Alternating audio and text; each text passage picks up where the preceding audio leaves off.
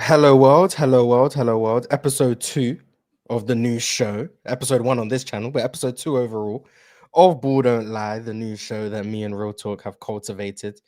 Where us two, alongside all of you guys, we're gonna chop it up. That's what we're gonna do. We're gonna chop it up, whatever we want to talk about for an hour, hour and a half, and we really just gonna it's gonna be just it's really just us talking hoop. Like, I ain't gonna lie, that's all it is. It's really just us talking hoop.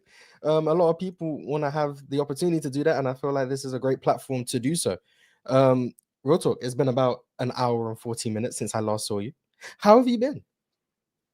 Um, Not gonna lie, I'm exhausted right now, but we are here to do the show, man.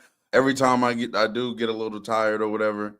I remind myself, you talk about basketball for a living, but could be a lot worse. So yeah, I'm definitely excited to talk hoop.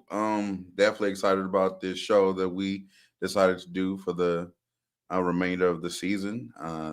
Definitely excited to see where it goes and excited to talk about Cade Cunningham and the Detroit Pistons today Yeah, as because well. this was your idea, wasn't it? You said you wanted to talk about Cade, and this was before hmm he had the 45 shot performance. hmm So what was it? What led you to wanting to talk about Cade? What are you trying to get off right now? Well, as far as get off, I know I'm known as narrative man, but I do just wanted to shine some light on the Detroit Pistons and Cade Cunningham just because of how well they've been playing this season. Cade Cunningham, to me, the scoring hasn't gotten to the point where, it's anything to brag about, but his passing and his playmaking is very much upper echelon. I do think that his ability to kind of like one man in offense is very, very impressive. And more so, again, with his passing and playmaking than the scoring. I know the scoring volume is there, but the scoring efficiency hasn't caught up yet. Hopefully, he can, raise that up as the year continues. He did kind of start the season like first few games were bad, bad. So hopefully as the volume of games increases, the efficiency will rise as well. Um, but it's also his two-man game with Jalen Duren. That's another player that's kind of been very impressive to me when I watch them. He's very, very good, man. He's improving on defense. I like him on offense. He's a better offensive player than I anticipated, to be honest with you. Like, I'm like, wow, he's very good. He can pass a little bit, cool in the short roll, can offensive rebound, can play finish over the rim. I even saw him hit a little jumper. And I'm like, look at Jalen Durant, man. Like that two-man game between him and Cade has been spectacular. And that's really the focal point of their offense right now.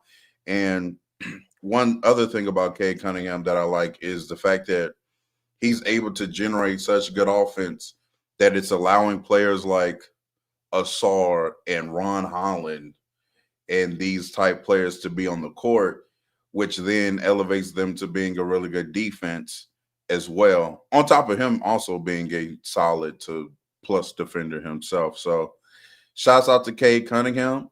He emptied the clip recently, as Mars brought up. Definitely did that. And he's one of the best passers and playmakers in the league. Yeah, I echo a lot of the sentiment you had. I just wanted to ask. The link is in the chat, by the way. So if you want to pull up, feel free to pull up. Um, when you said you wanted to talk about Cade standing in the league, was you talking about standing overall, standing relative to point guard, standing relative to the Eastern Conference? Where did you really want to go with this? What was the Um, goal? Point guard in particular, Okay, okay. Um, I made the claim that he was going to be better than Steph this year. You I did think make I'm that claim. think I'm starting off right about that. Um, yeah, I think Cade can definitely be a top 5 point guard in this league if he's not right now. Um, it's going to be hard to kind of argue him against Jalen Brunson right now, who's playing some phenomenal basketball, as we covered earlier today on the panel. just an extremely gifted offensive player. Jalen Brunson is, and if I'm comparing the two, I mean maybe Cade's defense can get him into that argument, but their two things are being, fantastic offensive players, and unfortunately for Cade, I still believe Jalen Brunson is probably the better offensive player. So yeah, man, it's tough, but he's better than Steph though. Yeah, Steph's looking kind of, man, beat somebody off the dribble challenge for Steph. Oh my Getting ugly goodness. out there. Okay. Getting ugly out there, man. I'm gonna just say, and then I'm gonna start bringing people up. I see you guys backstage. I think Luca and Shea are the top two. I think we know that. Obviously. Not really much of a conversation there for Cade. No disrespect. That third spot, I used to have it reserved for Steph. As the on-ball creation has started to decline, I'm probably moving him closer to the next group of point guards, and that group is probably spearheaded by Cade and Jalen Brunson for me. On any given night, it really just does come down to preference. I think Cade still ultimately is too inefficient as a scorer to outright have that claim because of the lack of three-point efficiency and the lack of rim efficiency, and he doesn't get to the free throw line a whole lot. So it's just a inherently inefficient shot diet. But he's been quite good defensively this year, improved a lot as a playmaker and decision maker. So I'm very high on Cade. I have him in that top 5 range. At worst, I would have him 6th. That's what I'll say. At worst, I would have him 6th. No, at worst, I would have him 5th. 5th, yeah, 5th. Yeah, at worst, I would have him 5th. At best, I would have him 3rd, but that would probably lean into a bit of optimism. I probably have Jalen Brunson, and I do think Steph is better than he's been in the last few games. Yeah. So I'd probably have him 5th as of now. But Cade is really, really, really like that. And I'm glad the Pistons are also really good. They're the number 1 seed in the Eastern Conference for a reason. Cade is a big part of that. Their defense is a big part of that. Before I bring people up, I just want to shout out to Asar Thompson. He's been really, really good this season, offensively and defensively. Offensively, there's been quite a big improvement, more ball handling responsibilities, and defensively, he's been one of the best defenders in the sport. So shout out to the Pistons. They started the season a bit mid. I think they were 2-2, or maybe they were mid, and then they've gone on a run, and they've been really good. But anyway, let's bring some people up. I'm going to prioritize cameras, but if you don't have a camera, that's fine. But I'm going to prioritize cameras. So let's get some people up here. There we go. Man. There we go. We've got very familiar faces up here, man. Oh, Roto's getting nostalgia. He's getting nostalgia. Oh, man. Hello, guys. How you guys doing? Good. I'm good. We good. Walaikum salam. But anyway, is there anything you guys want to say about Cade before we move on to what you guys want to get off your chests? I'm going to go around the room. I'm going to ask you guys, where does Cade stack up amongst point guards in the NBA? And then I know Amir has something he wants to get off his chest, but we're going to talk about Cade right quick. So I'm going to start with you, Ken. Where does Cade rank amongst point guards in the NBA? So first, I live in Michigan right now. I'm from Detroit. I live in Lansing right now. So we get a lot of Cade. I asked the wrong person first. Okay. Cade is an elite playmaker. He's a great playmaker. He's improved with the ball handling, decision making in that mid range area. That's where he used to get a lot of turnovers. I used to be very critical of him there, but he's really improved that a lot, making those short passes when that big comes to double when he penetrates. That's good. Just talking about the ball aspect of it, I like it more than his scoring. Decision making, Cade has gotten a lot better, and that's the biggest thing for a primary ball handler that's going to handle the ball that much. You can't be in these talks if you can't take care of the ball respectfully. Where he stacks up in this conversation, though, I love Cade, but I'm a Knicks fan. All right. Oh, okay. So look. Oh, wow. There's a curveball there. Yeah, he did all of that. I was expecting to say Cade number 3, but okay. Jalen Brunson is so much better than Cade Cunningham. Cade Cunningham. I don't know about so much better, but still makes these like a lot of trivial mistakes that Jalen Brunson does not make. Like you can tell that Cade is growing into his game. I think Cade will probably, as the season goes and as his career goes, he'll get a lot better. And I think he will be better than Jalen Brunson. A lot of that is due to like the physical aspect of the game. There is a limit to how good you can be at 6 feet tall for Jalen Brunson. But I think right now, when it comes to the veteran aspects of the game, like paint touches, getting down to the paint consistently, not settling for jumpers, and when you do settle for jumpers, to not continuously settle for jumpers. I think that's an important aspect of the game. Like you can be baited into a shot or two because you gotta make sure the shot's there. But yeah, I don't think he's really up there with Jalen Brunson just because the IQ factor of the game. Steph Curry though, that's a challenge. So I'd say Cade Cunningham, he's like fifth. But even Steph Curry, I think there's like a mental aspect to the game that you have to take into account. Even if Steph Curry is washed, it's Steph Curry. Yeah, That's just my whole Steph take Curry. on it. His name is Steph Curry. His name is Steph Curry. His name is Steph Curry. But I would put Cade over Steph because Steph has been trashed this year for Steph Curry standards. We have to remember that to contextualize that. He's not playing like Ja. He's not playing like Ja.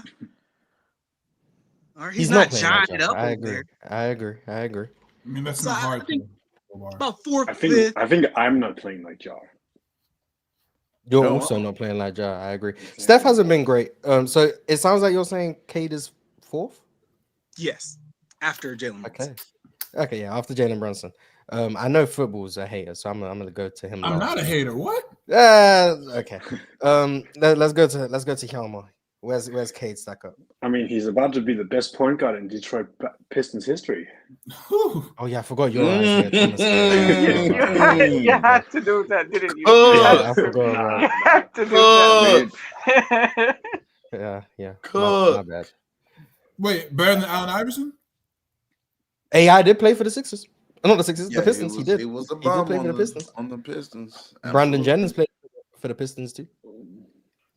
Coach. He was Shout worse to than Rodney AI. Wilson Shout Phillips. to close friends. Derrick of mine. Rose played for the Pistons. Derrick Rose played for the Pistons. I mean, I say too They had much. the 1 year Don't burn Rich any bridges. Jackson. Shout out to Will Reggie Bynum. Jackson. Will Bynum too. Reggie Jackson Yeah, was the the last Pistons guy had who some took him to the tough ones. playoffs before Reggie Cade. Jackson. Please stop. Oh Get, yeah, it was 2019. Reggie Jackson. Oh no, I was thinking about him and Drummond. That was 2015ish. 2019. Yeah, no, that was Point guard was who was that point guard? 2019. Wasn't our Reggie? Was it still? Because I remember they had Blake was like their point guard for real, but was it Bruce Brown? 2019. Was it There's Bruce no Brown? way. Bruce Brown has been in the league I'm for not this sure. Was it long? Bruce Brown? No way. He's been Maybe around I'm for this long. misremembering. I don't know. Anyway, yeah. Where does Cade stack up? I'm probably right there with the other guy. I'm say between 3 and 4, like in that with Brunson. Where with Brunson is probably the defense you got to think about. Where Cade's just his size can help, and then the 2 up top is the 2 up top. And then if Steph Curry decides he wants to be good again, then he can be free, and those other 2 can fight for 4 and 5. But Maybe Steph. right now, I'd say he's at 3 and 4 with Brunson, and I also think that's because some of the other guys that people like Trey and LaMelo is just like not just on an unserious. You're mute. You're mute. Yeah, you just disappeared on us. Sound called? There you go. You're good. Now You're good. you're now. back. You're back. Oh yeah, Yeah. I was just saying like Trey and LaMelo is like LaMelo is in an unserious situation, so it's hard to say anything about him. And Trey is Guys gonna stop disrespecting Charlotte, man. They trying to be serious over there, but it's cool. It's cool. We'll Really? let that's a topic for another day. Keyword trying. That doesn't Yeah, mean but you they're gotta try to be serious. serious. Yeah, you gotta try. Football. Go ahead. Is Tyrese Maxey in these talks? Oh yeah, I forgot about him. Yeah, He's a Is good name. Tyrese you Maxey? can I bring think up. that's a fair question. Is Tyrese Maxey in these talks? At least just this year. Is Tyrese because he has a To start the season, absolutely. Yeah. Yeah. Mhm. yes, Is Luka a point guard? Yes. yes. Yes. Okay. So those 2 Yes. probably better. Right. Probably, yeah. Maybe. Brunson, Maxey. So I would say All like NBA Derek White. please stop. Okay. Um, Okay. We could try. I would say like top 7. What other names are you considering? I'm just trying to be fair. I mean, I think he's better than Trey, but people will say Trey. People will say LaMelo. Austin Reeves. Austin's not a point guard. Otherwise, I would have brought him up. But Kyrie, if he's healthy. Yeah, you put Austin Reeves Wait, on 29 other teams and you're a point guard. So yeah, I would say top 7. He's had a great start. He's still at finishing. I mean, that 14 at 45 is hilarious. Empty the clip. Yeah, he emptied the clip. I mean, second back. I think it was third game in 4 nights. He got the dub, so that's all that matters, right? Exactly. Against the Wizards. Yeah, still the Donovan Mitchell's. I don't even know. He's a combo. Donovan Mitchell's weird, but I would say top 7. Garland. Is he playing point guard right now, though? Well, he was in Garland's absence. I mean, kind of. I would say, but then I would say Devin Booker's playing point guard. Yeah, are we saying Devin Booker's a point guard too? Yeah, I was just going to say that. Exactly. So I would say top 6, top 7. I think if we're adding Devin Booker, he's not as good as Devin Booker. We're not adding. Yeah, I would say top 6, top 7. That's where I'll go. And last but not least, Amir. I lean towards Cade because I like oversized point guards. I always lean towards oversized point guards compared to undersized point guards, because if someone is gonna have the ball that much on the team, I'd rather it be someone who's tall. I don't like to see like an undersized player dominating the ball in the way that Jalen Brunson does. I think why? that's Explain a basketball reason why. Because usually it's when the game slows down, it feels a bit like these players, as good as they are, like for most of the game, it becomes a bit easier to defend them. Let's remember the context that we're talking about Jalen Brunson here also. Yeah, I'm very high on him. Like I was also high on Chris Paul and others, but I'm talking about like if I have to use a separator, if they're both that good, and something has to be a separator, defense and size come to mind because Before we continue, sorry, Amir, I just want to throw another name, De'Aaron Fox. Continue. He just returned. I mean, we haven't seen him. I know. De'Aaron Fox still a good basketball player, I think. Yeah. Right? I was very high on him when he played too, like before he got injured, but we'll have to see him.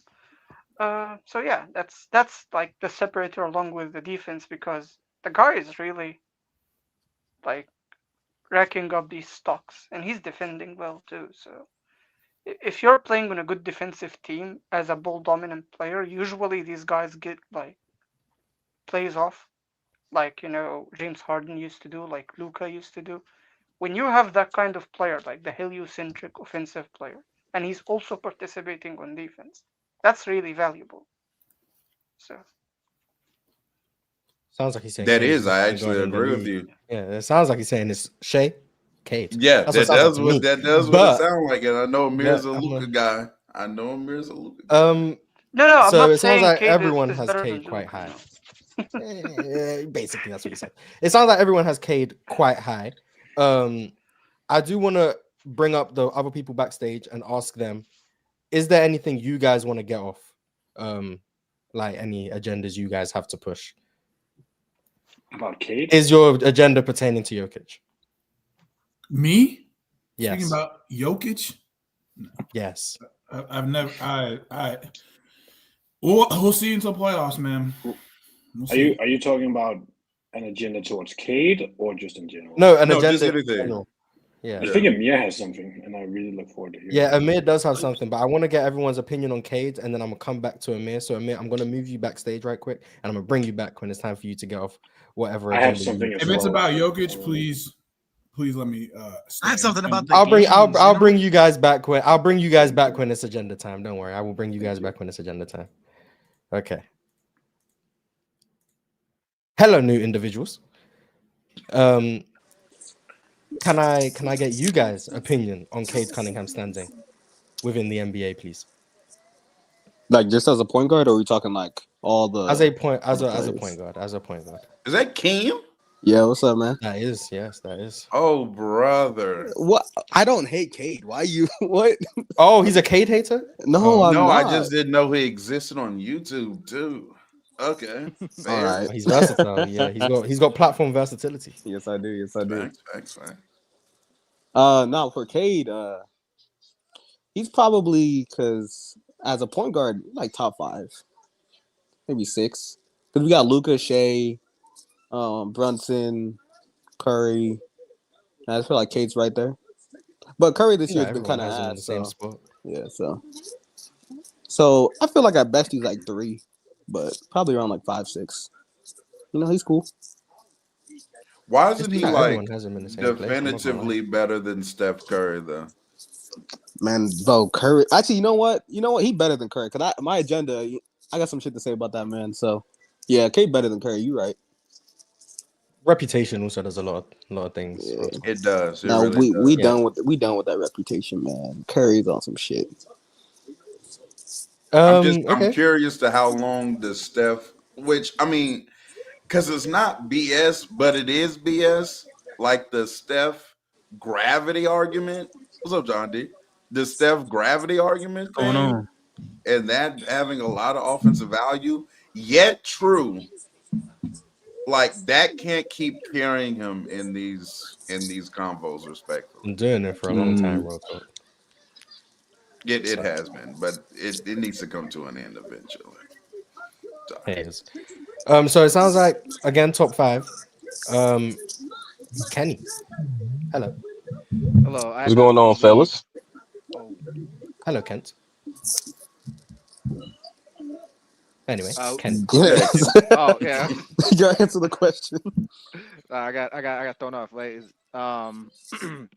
I would say if we're Cade, I have definitely within the top 10 of point guards. I think playing wise, especially throughout this stretch, I would have him more so along the lines of like top 5 range. The reason why I just have him about top 10 is because reputation does make a difference, and since it is a longer season, I want to see how it kind of loads off without that stretch. I don't want to put too much into the moment with his ranking, but if I were just going based off of how he's playing, I think the only ones who are ahead of him are guys like Shea, Luka, like the elite point guards that started off really well, even with Luka with him missing time. But if you're just going off of like this stretch of play, um, especially like this past week, if you go more into the season, we had a lot of turnover problems. I would That's why I kind of have him just around the top 5 instead of like definitively like top 3. But that's kind of where I see Cade. I think he's been playing really well this season. I would say Cade is top 5 at this point. I am still holding on a little bit to the Steph ranking, just because it's like it is Steph. Like I'm like, I'm gonna give him a little bit more time before I but Cade is creeping into that area to where I don't hate Cade being over him. I wouldn't put him over Brunson. I still do have some concerns with his finishing and how much he does have the ball, because I truly think if the Pistons want to like get better as a team and really contend, I do think he has to be a better half court scorer to like really acknowledge him having the ball as much as he has it. Because last year, I think it was 50% around the rim. The year before that, it was 50 again. I would like to see that get better before I say like, okay, Cade is just this top 3, top 4 level guard in the league. I think that's where he could finish the season, but I wouldn't say he's better than Brunson.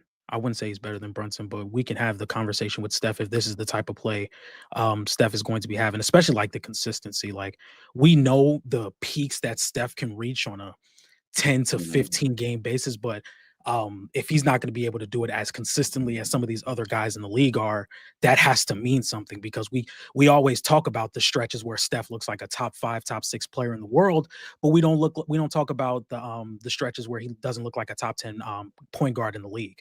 So I just think we have to be consistent with how he plays throughout the season. If Cade is consistently playing at this level for 82 games and Steph is not, and it's just a stretch here and a stretch there, you can't just ignore that. So I would say Cade is 4 right now. I'm gonna still give it some time before I say he's just definitively better than Steph. But I don't think he's better than Brunson though. I I think if you want to look at the defensive side of the ball, I think that makes a lot of sense because Cade does have size. He can play the defensive end way better than Brunson can. But offensively, I think Brunson's a better shooter. I think he has better touch around the rim. Brunson also does get to the free throw line as well. And he's really tough to guard. He has great footwork. That's why I would take Brunson over him, especially in a postseason setting. But Cade is improving. He's improving like rapidly. I'm looking at Oh, go ahead. Cade's like shooting splits from all the different distances. So at the rim right now, he's 59%, which is I think that Wizards game like took a big hit though, because This is of course after he just missed 50,000 shots in one game. To be fair, 3 to 10 feet, he's 47%. He's still 51.5% 10 to 16 foot jump shooter, which I mean, Cade to me has basically kind of solidified himself as an elite midi shooter. 16 to 3-point line, he's 4 of 11, very low volume, but that's about 36.5%. And the three ball is not going right now. It's at 29% if I round up, but I think he is a better 3-point shooter than that. What I want to ask though is like, we say if he picks up his scoring and he becomes a better half court scorer, like he's the third best point guard in the league and whatnot. But even with us saying that, we're still acknowledging like Luka and Shea are in their own tier, and then it's like it starts at 3 and everybody else. I want to ask if he does improve his scoring to a good degree, can he get into Luka Shea tier of player? Because I do think like everything else is pretty elite. Like he's a great passer. It's a really good playmaker. And I'm very big on like him as a defensive player. I I'm think not he gonna can. lie, like Go ahead. Go ahead. no, go ahead. I think he can get into those conversations, but I do think like Luka and Shea are some of the best half-court offensive players, or maybe the 2 of the 5 best half-court offensive players in the league. With Mhm. Shea, how he's able to get to wherever he wants, his body control, his balance, his mid-range shooting, and his finishing around the rim. And then Luka with the counters he has to the pick and roll and him being an elite pull-up three-point shooter as well. I think there would just be some the finishing is what I look at the most with Mhm. Cade. I think if Cade would improve as a finisher consistently, I think he can be in those conversations because he checks a lot of the boxes. He plays defense. He can pass really well. Plays really good out of the pick and roll. So if he were to get better as a half court scorer, I don't think there's much stopping him from being in those conversations. That's my biggest concern though, and it's like before the Wizards game from 0 to 3 feet, I think it was like 71%. So this Wizards He game did take dropped that much because of yeah, one game. What? yeah, it You know because how I many was layups he missed? He that's what I'm did saying. miss Like a I was lot. looking Well, at when it, you miss 31 shots, yeah. I was looking at it right before the Wizards game because I was prepared to start ramping that up. I'm like, okay, it's got better as a finisher, but whole time that it just fell. So I'm like, all right, Mhm. I'm gonna let it pick back up. But I do think he's talented enough. I do think he's talented enough to get to that tier. Um, but we'll just have to see. I think the thing that I holds him, I don't personally, but yeah, I think the thing that holds him back from being in those talks, is more so just the consistency of doing it. I feel if he did this, kept up this level of pace, improved his finishing around the rim, so we can't just say that the Wizards game is an outlier. That would lead him into those talks. At that point, what can you deny him from? But the fact that he hasn't done this is kind of like a nice start is what kind of prevents him from being in that tier. Because at some point, people were quick would dismiss Shea being in Luca's tier, but then Shea continued to not only improve, but he could show they can be consistent with that improvement. And then eventually, now Shea is in that Luca tier. They're in their tier of their own now. But they had to work up to that point with consistency, with continued improvement. And if Cade does continue to improve in the way that he's shown, and he shows that better consistency at the rim. He shows that he can curtail his turnover problems. What is stopping him from being in that tier besides just the us being apprehensive to award that to somebody? My hesitation is because it's like similar to like kind of the Wemby thing when people were saying Wemby could be the best in the world this year. It's like the implications of that are if Cade enters Luka and Shay's tier, that means he's peaking, in my opinion, as like one of like the 25 best players to ever exist. And I think that's just a high bar to attain. That's why I wouldn't bet on Cade reaching that tier. Not because I don't think Cade is going to be great, but because how high the tier of Luka and Shea is. They are the 1 and 2. And Cade being third makes it seem like he's closer to 2 than I think he really is. Like whoever the second is, like that's all-time level performance. And I don't know if I see Cade being an all-time level point guard. Maybe he is. And if I'm wrong about that, I'm not going to complain. I love to see as many all-time players as possible. But that's what it would mean. It would mean Cade is now playing at an all-time point guard level where he's peaking higher than maybe the likes of a Russell Westbrook or a Damian Lillard, or if you want to go back even further, maybe even a Chris Paul, maybe a Jason Kidd, a Steve Nash, whoever. That's where it's like, do I think Cade's going to be as good as those guys? Like, I don't know. Maybe, but I wouldn't bet on it personally. So that's why I'm saying I don't necessarily think so. But I think he can be the third best point guard in the league. And he might own that space quite comfortably as well. Like if he continues to ascend, it might just be he's third and everyone else is battling for fourth. I'm not sure, but that's my hesitation with Cade. Yeah. Anyway. Yeah. This is just what quality of defender do y'all think like he is? Because I think that's also I wanted to talk to you about that real talk. I'm like, I don't like he's a good defender, but like I see him like the same way as like Shea. Like, yeah, they're good, but it's not really something I'm thinking about when I'm really evaluating this guy. Like, he's not some all NBA guy, some like real like, oh, when I see Cade defense, I'm like, oh yeah, that's like an elite defender right there. I'm like, that's not something I'm really like considering for real. You know, it's like, oh, it's good. You know, it's a good thing he's not like an obvious negative, but it's not something like, oh, he's a really great defender or anything. I think not hurting your defense provides a lot of value at the point guard position. So, do I think it's going to make up for like a major offensive gap? Like, do I think Cade's defense is enough to close up the gap on Luka? No. But I do think in conversations that are relative, calm down, buddy. In conversations that are relative, I think not being someone who can be mismatch hunted in the playoffs, not being someone who bleeds value on defense, I do think that is valuable. So it's all going to be relative to the conversation. I also don't think there's an exact science to it, where it's like, oh, defense is 25% of the equation. I don't know. It's just it's on a player-to-player basis for sure. That's why I was asking, like, where do you kind of rank his?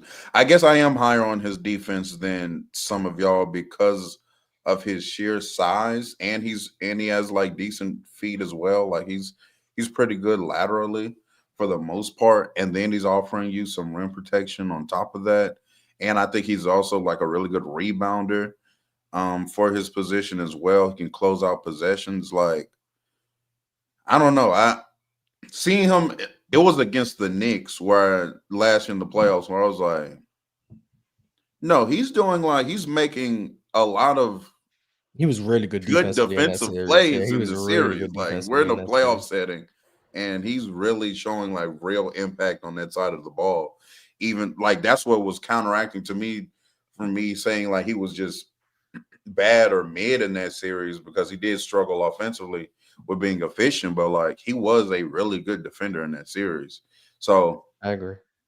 I have to see like on a person-to-person basis where you value his defense at. Among the typical top 10-ish point guards, so we're looking at Luka, Shea, Cade, Steph, Brunson, Maxey, Cade, De'Aaron, LaMelo, like you know the point guards I'm talking about. Cade is a top 3 defender for sure, and you could probably say he's the best. Depends on how you feel about Shea. Depends on how you feel about De'Aaron. Those are the only 3 that I think he's a better defender than Shea, personally. No, those are probably the only 3 you would even argue are positive, right? Everyone else is like either a neutral or a negative. So shout out to LaMelo though. LaMelo was playing some defense in the couple games he played. But I think that just about does it. Actually, no, Jonathan Fraser, are you with us? Yeah, I'm here. What's going on? Hello. You are the last person whose opinion of Cade I need. So I particularly like. I haven't seen much of Cade just because I'm a Knicks fan, so I'm more like focused on my Knicks and my Lakers. I'm a LeBron guy, but from what I saw in Cade in the Oh, playoffs last year, my hold on. We'll get to him in a second. But anyway, from what I saw with Cade in the playoffs, my biggest issue was like the turnovers, and I felt like his pull-up shooting, especially from three, could have gotten better. And I feel like they've improved. Um, as far as like the Luca and Shea talks, I don't know if that's what if someone said that's the tier he's in, or but I don't think he Could can get get to. there. I'm similar to Yeah. Mars because I just don't think that's just a different level. Like that's a different kind of level than I think he can get to. But he can be good, like a superstar in this league. I think he's a top 5 guard. Um, I took Trey out of that this year because it's just not looking good with Trey. But that's where I'm at with Cade. I think it's only up from Shout out here. Trey And FC. We had a good run, man. We had a yeah, good that run run, and fortunately it's over. We don't like Trey over here in New York, so it's been fuck Trey for a couple years now, but that's over. But that's where I'm at with Cade. Okay, it seems like everyone's pretty much on the same page of Cade. He's a top 5 Mhm. point guard, pretty much unanimously. So shout out to Cade. Similar thing I said to the guys from before. I'm gonna move you guys back, and then I'm gonna bring you guys back up if you have any agendas you want to get off. If you don't have any agendas to get off, feel free to leave. There's nothing wrong with that. But if you have an agenda, stay in the back. I'll bring you back up afterwards. Once again, thank you guys for pulling up. John D, you can stay up because Appreciate it. you're my other co-host. Oh no, Unless you I have was to about leave. to. I Yeah, was gonna unless you watch have from the background. If somebody has an interesting agenda to push, I will just turn my camera on, and you know what to do. Okay, that works. That works. All right, John Let's D. Amir, if you're with us, let me know in the private chat so I can bring you up. If not, I'm gonna go straight to super chats and then I'm gonna bring you guys up. Jamal with a super chat said, side note, Brad Beal might be cooked at this point. You seen the news about Bradley Beal?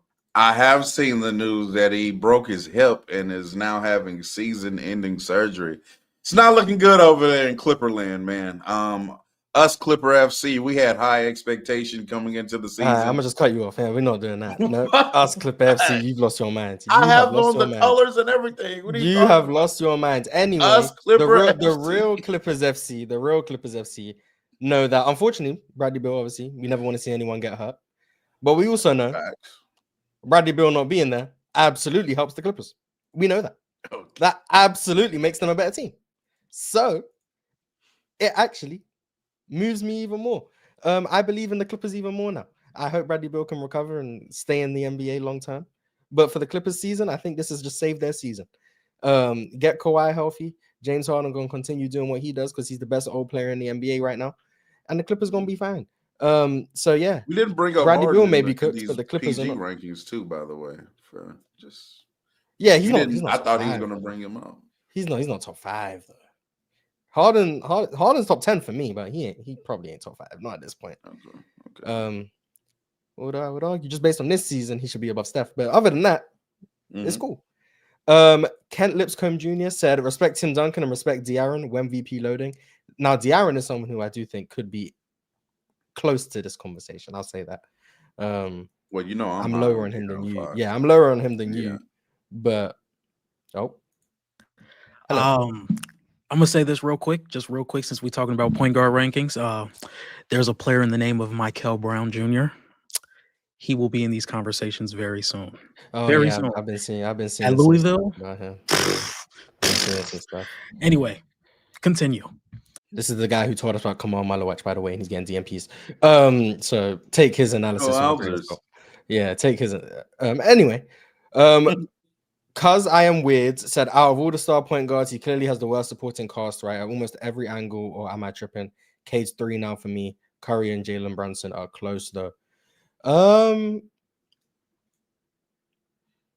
Yeah, like offensively at least, Cade has the worst supporting cast. I think that's fairly obvious.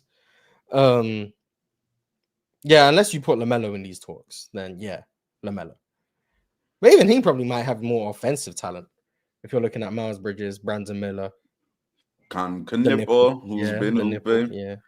My glorious King Musa Diabate on the offensive glass. You should have left Colt him. Brenner. Colt Brenner's been nice. Colt Brenner's been nice. You're He's not going to spread cool. Colt Brenner. He's cool. Yeah, Colt Cool Brenner's little nice. lob threat and everything. Yeah. Oh, this is the Trib. This is Trib 1, but he's now called Cause I Am Weird. Oh, the burner. But yeah, it probably is Cade. Yeah, it probably is Cade. But anyway, agenda time. I know this is what a lot of people are here for. We're gonna start with Amir. Hello, Amir. Amir told me days ago, by the way, he has like the worst take ever. He wants to get off here. So I'm expecting something crazy. Otherwise, I'm gonna be very disappointed. I mean, I don't know if you will be disappointed. I myself am disappointed in myself for even thinking about it.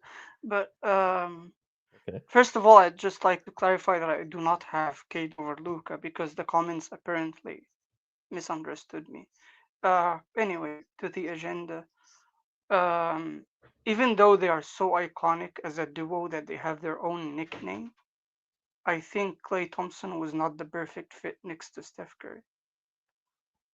Oh, okay. Explain. Elaborate. Okay. Yeah, so basically, yes, they're successful. So in practice, it doesn't matter. World championships, But, yes, dynasty.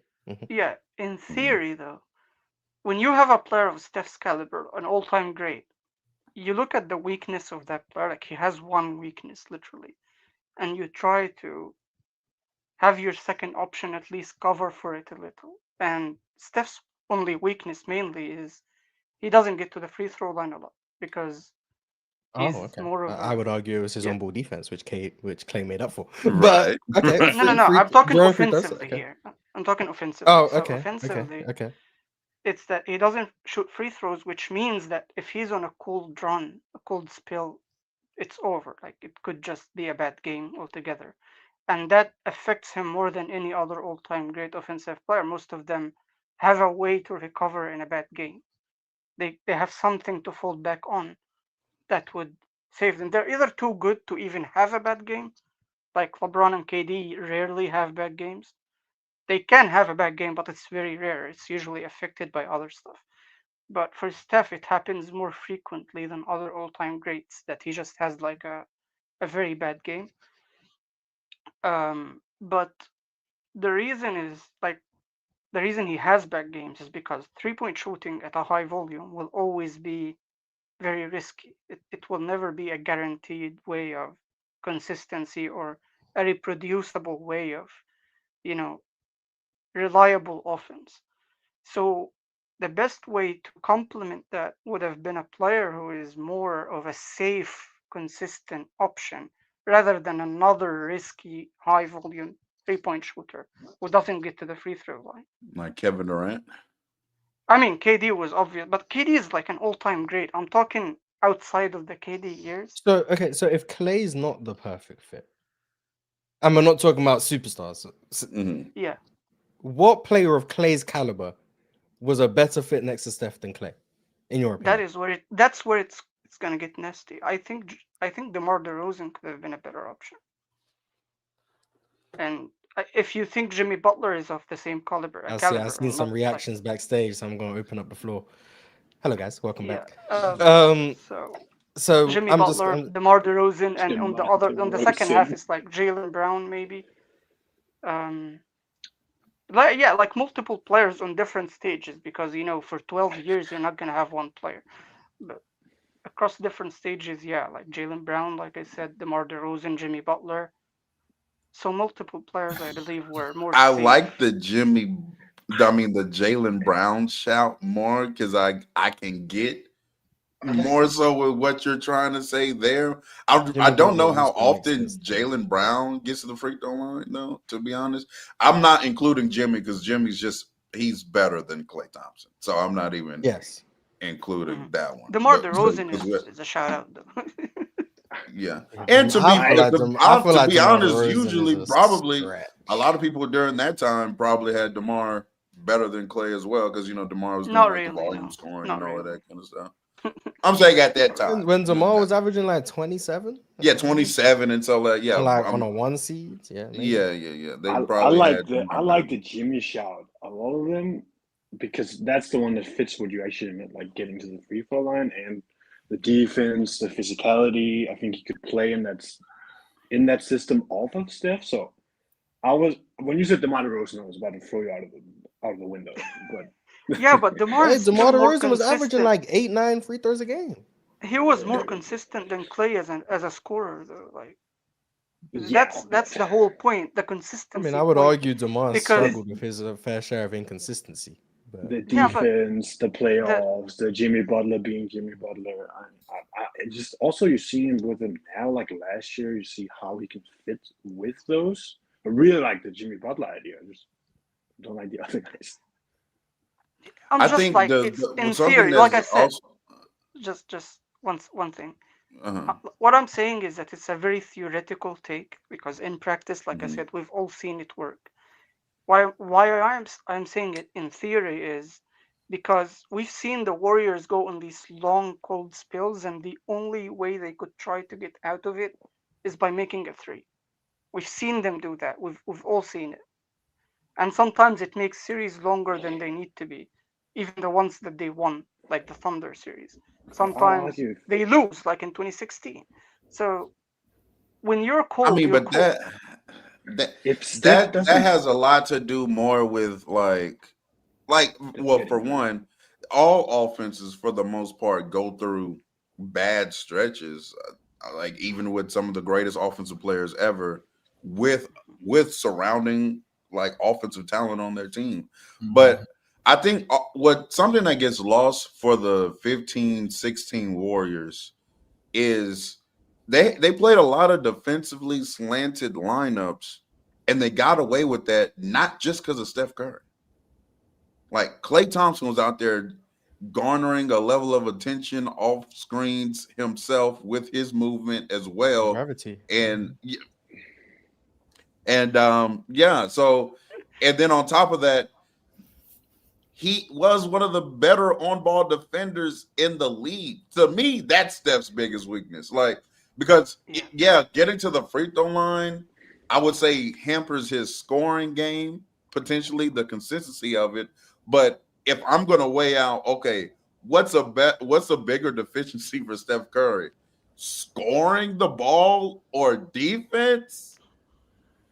It's a huge gap. Okay. Like, I get I would just say I if you get want to your address point. both, I would just say like a Paul George or a Jimmy Butler just make more sense. Yeah, DeMar but DeRozan just throws me off. But okay, if you said like but a Paul George, like, you could make up for the defense on another player though. Like it doesn't have to be Clay like the second option on scoring that he has to carry that defense. You can have How much another player. better are they going to get though? Like yeah, they but then were you're gonna have two 2016. bad That's on-ball why it's a defenders. terrible take. That question right there is why it's No, a I terrible think take. you just kill them on the roast, and then you can start arguing. I like to take him here. I like Jimmy Butler. I think I Jimmy like the Butler's Jimmy fair. Butler part. I think Jimmy Butler's fair. I think Jaylen Brown is fair. DeRozan. I would lean more towards someone who can also like shoot the ball at a high clip, which is why I think like You know Paul what? George would be like. How the about perfect Zach matchup. Levine in these last 5 No. years? Why not? Well, Zach Lord. Levine in these last 5 years is probably a better fit next to Steph than Clay ever was.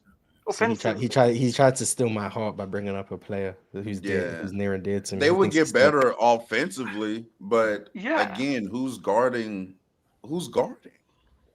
Nobody. whoever the small forward is, yeah, whoever the small Zach forward Levine's is. a Harrison definition of a Barnes? mercenary So player. good. Yeah, Harrison Barnes, yeah.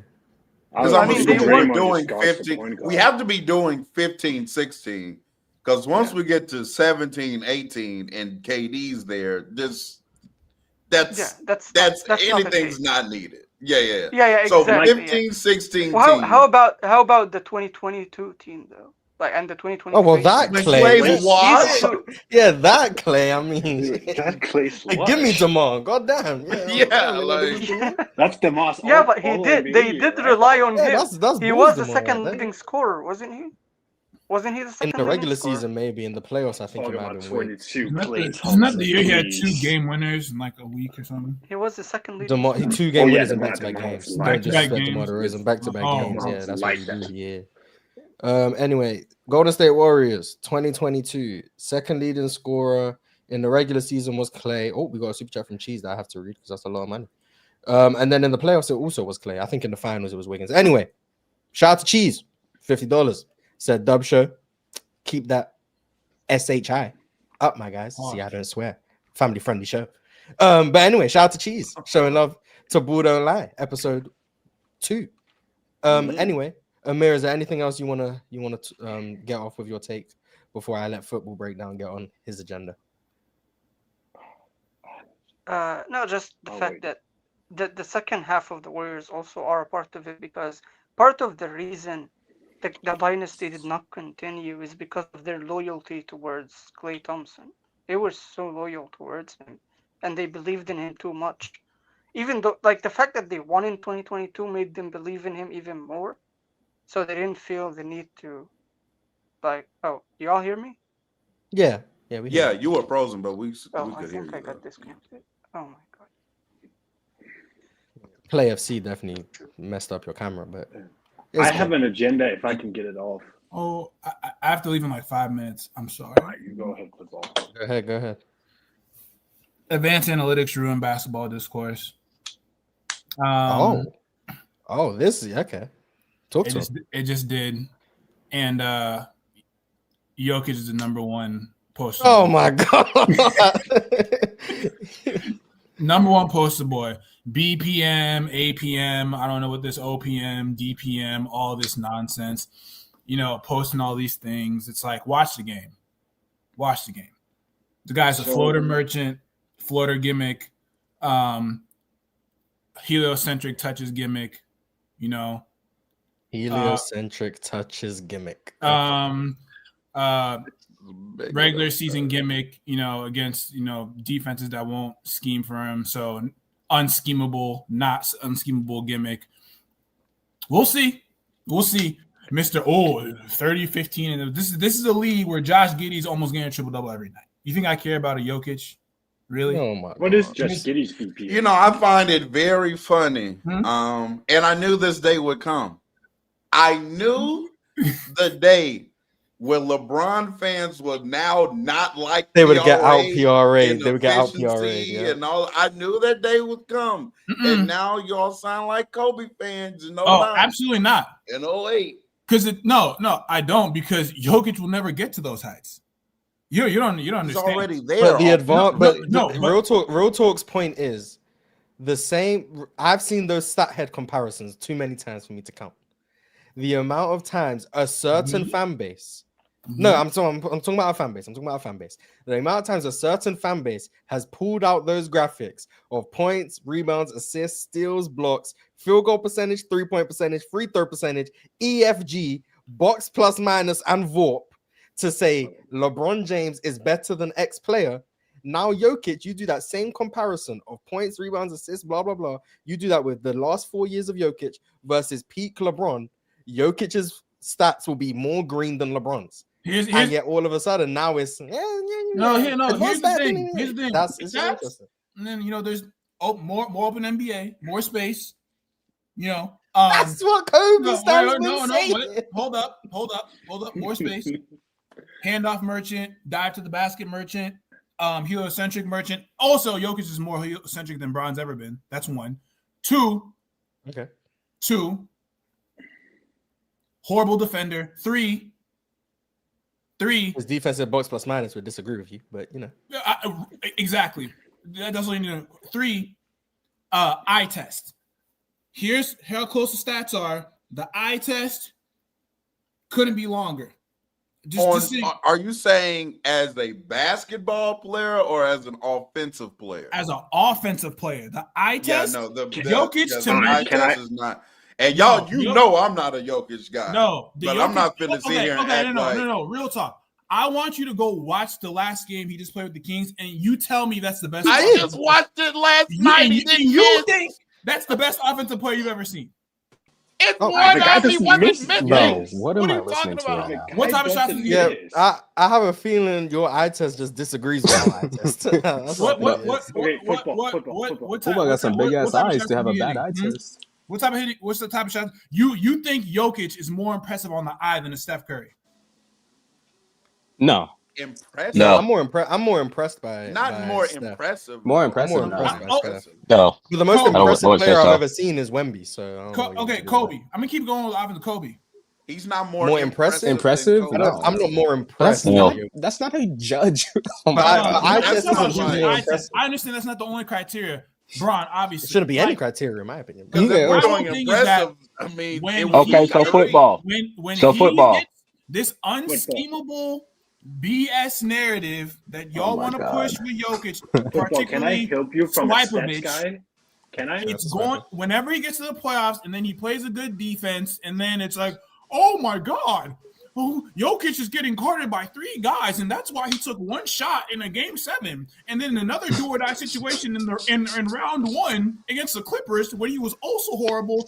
What happened to that 40+% 3-point shooting? What happened to that? He shot 40+% from 3 against What happened to that? Can I Unstoppable force. You know why? Oh my Because God. he is fraudulent. It's a gimmick. It's an efficiency gimmick.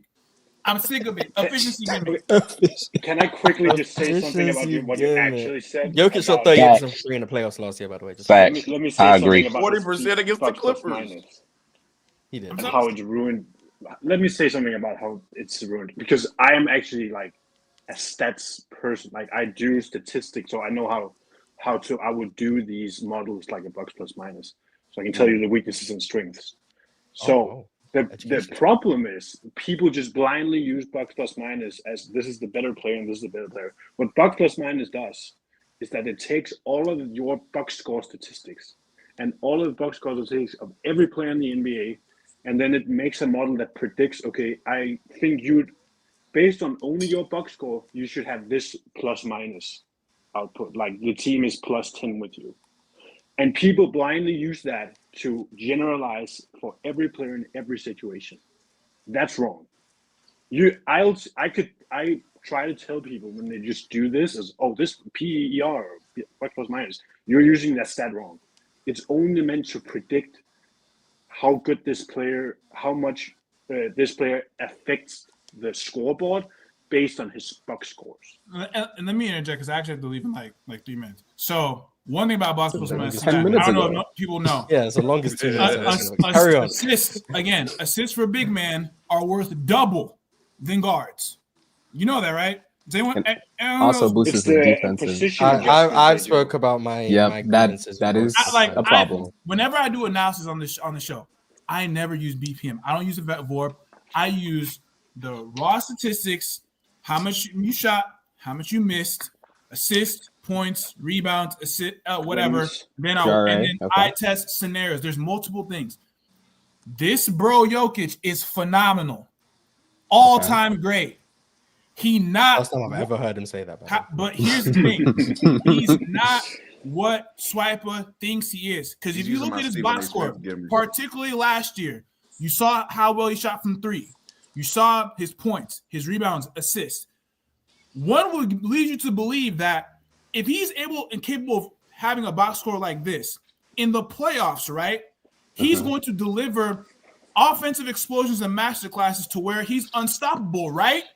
But how come it doesn't happen outside of the year he played flawed teams, 2 7 seed, an 8 seed, or a seed, a 4 seed, and 2 7 seed? How come it's never looked that way before? Football. I think you're like Okay. you're going all over the place right now. Okay, let me tell you this, right? So last year in the playoffs, he was, for his standard, mid against the Clippers. Mid. I would implore you though Okay. to go back and watch that series and look what he did in majority of those games. I just want to implore you to do that. That was mid for Jokic standards. But if you go back and look, for a lot of players, he was fantastic. Then they play against Was he OKC. all-time great though? No, I wouldn't say he was all-time And great. that's my argument. He was very good, but the all-time great level that people eulogize about, I don't see that often in the playoffs, especially when he gets to certain matchups. This unschemable guy, whatever he's scheme proof, missing me with that. I saw this man get locked up by Caruso in Game 7. I saw this man take 9 shots, get outplayed by Shea head-to-head. Shea averaged more points, more assists, higher true shooting on the maximum sample size in 7 games against the MVP in his greatest offensive season of all time. You can lose a playoff series. That's fine. But you can't lose and get outplayed and then in the do-or-die game get bitched. Fuck out of here. Outplayed by Rudy Gobert, man. I feel you. Are you saying against OKC? Oh, Yes. I know what Real Talk's talking point about to be. Go ahead, Real Talk. Go ahead, Real Talk. No. He's I'm not here just, to I was respond. just You can curious say what you're about to say. about what he was. I mean, he did play a very, very, very elite defense. Like the thing is when you do include him in these talks as far as best offensive player ever, which, by the way, I don't have him as that, but I do think he's in that conversation. All of those players in that tier, you can go to certain games, you can go to certain series where they didn't perform to their standard. That doesn't mean they're still not one of the greatest offensive players ever. And in fact, I would actually argue, as far as playoff translation, if we're doing that, that brings Steph Curry down a Real talk. notch or two in those talks. Real Oh my talk. God, you'll never guess who's backstage. Outside of 95, where's Jordan's? Certain Glazer. Is Swiper backstage? I know damn well. No. Okay. I thought it might have been What were you Swiper saying, King? backstage. I was saying outside of 95, where's Jordan's playoff series?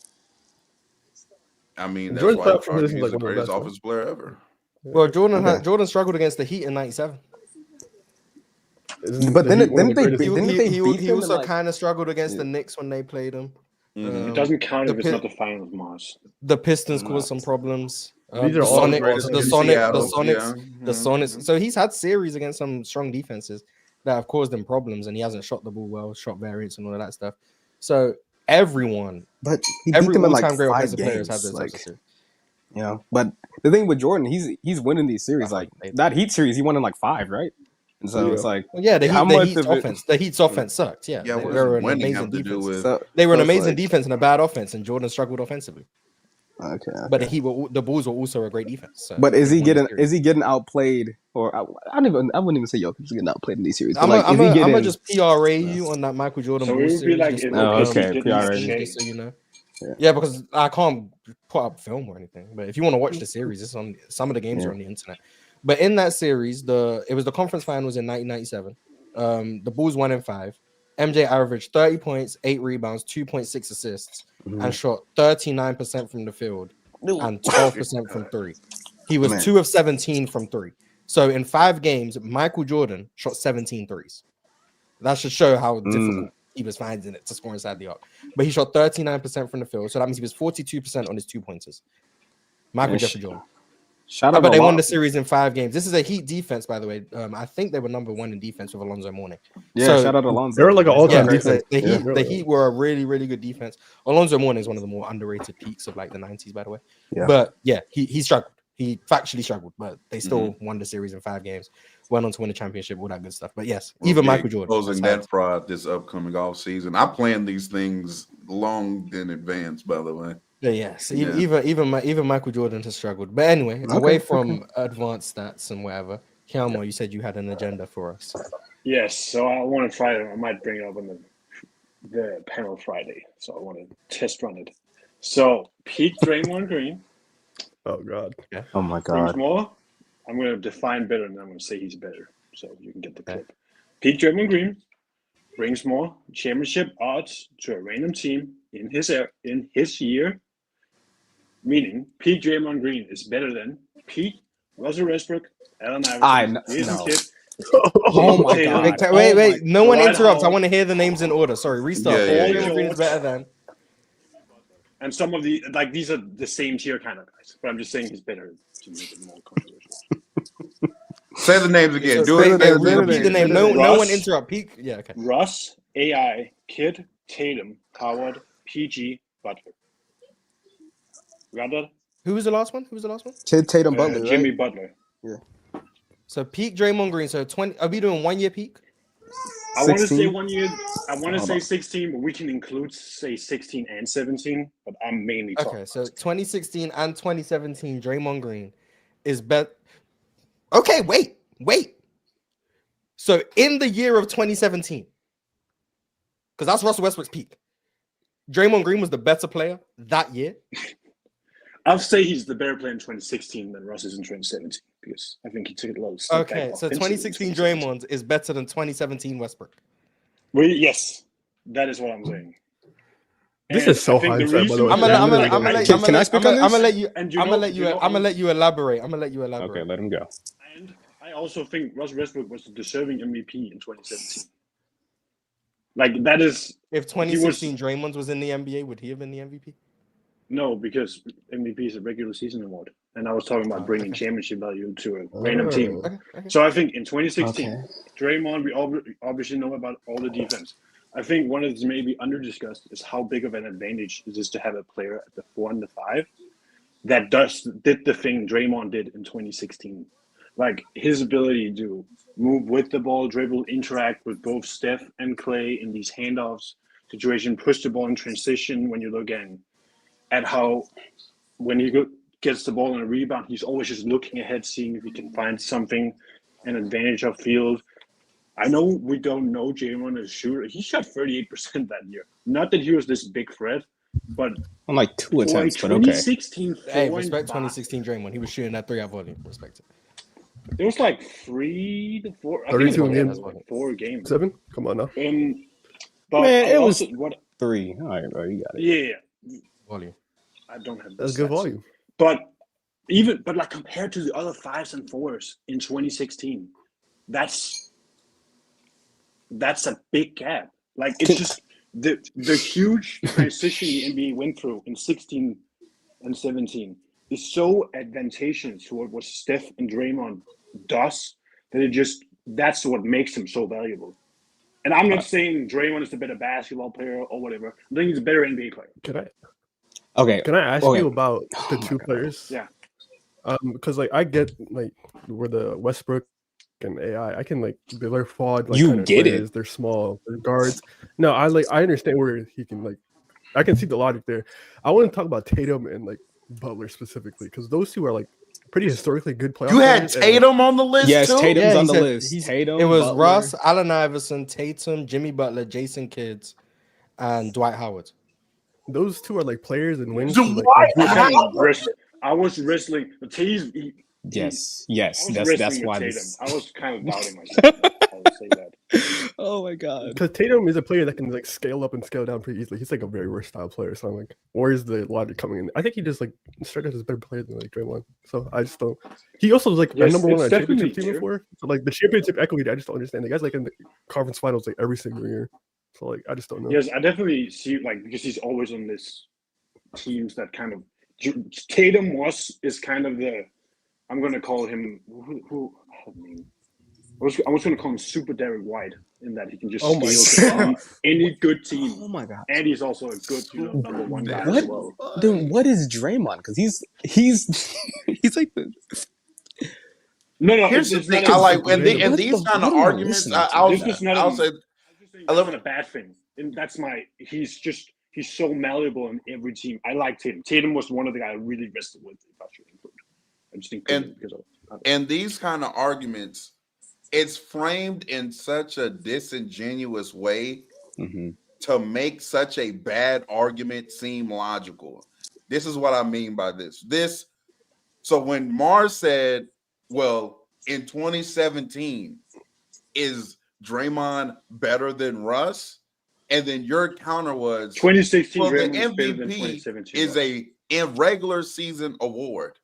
But to add championship value, you have to get through the regular season to even get to the playoffs and then win multiple playoff series to then win a championship.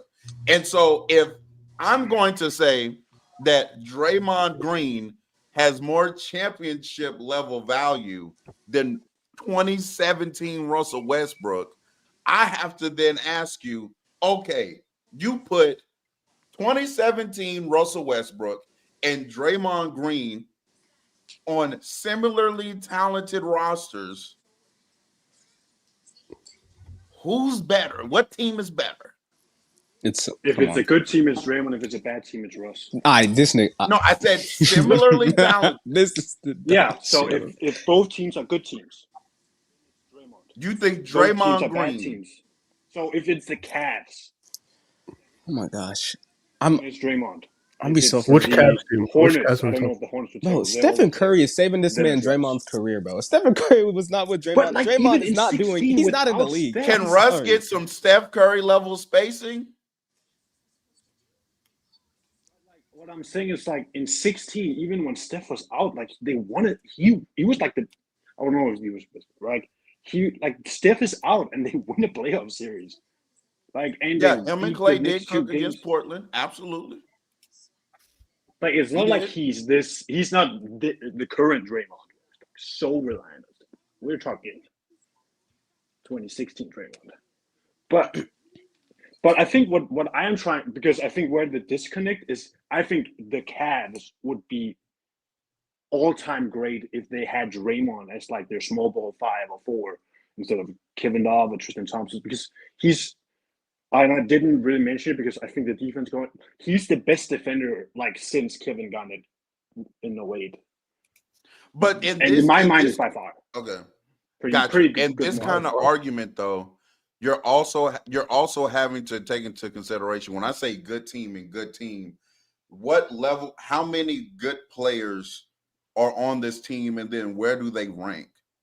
Right. So, for example, some would say that Draymond was the second best player on that Warriors team, but that is paired with a player that is an outlier of all outliers, right? It's Steph Curry who's providing, and again, we mentioned Klay Thompson earlier.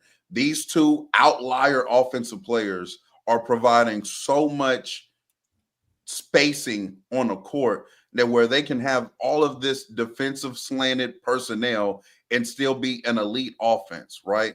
But let's actually turn, I'll do it like this. Let's turn Steph into Russell Westbrook. So Russ would then still be the best player on that team. Draymond would then still be, if you think he's better than Clay, the second best player on that team. But when that shifts, and now that dynamic of Draymond staying on the court and being a positive offensively now actually does hurt you even more, like his weaknesses are exposed more, then I don't think you could be able to say, oh, on a championship level team, you would have Draymond as a better player than Russell Westbrook. So if we add Draymond to the Cavs and we have Russ to the Cavs, first Draymond, then we take Draymond off and then put Russ on. Which and they play each other. The 2016. I was saying the Cavs. 16. We said 16 Cavs. 16 Cavs. Oh, so the team that has maybe the best ball dominant player in the league. Okay. So we can go through. I was just saying, we could do the Blazers. I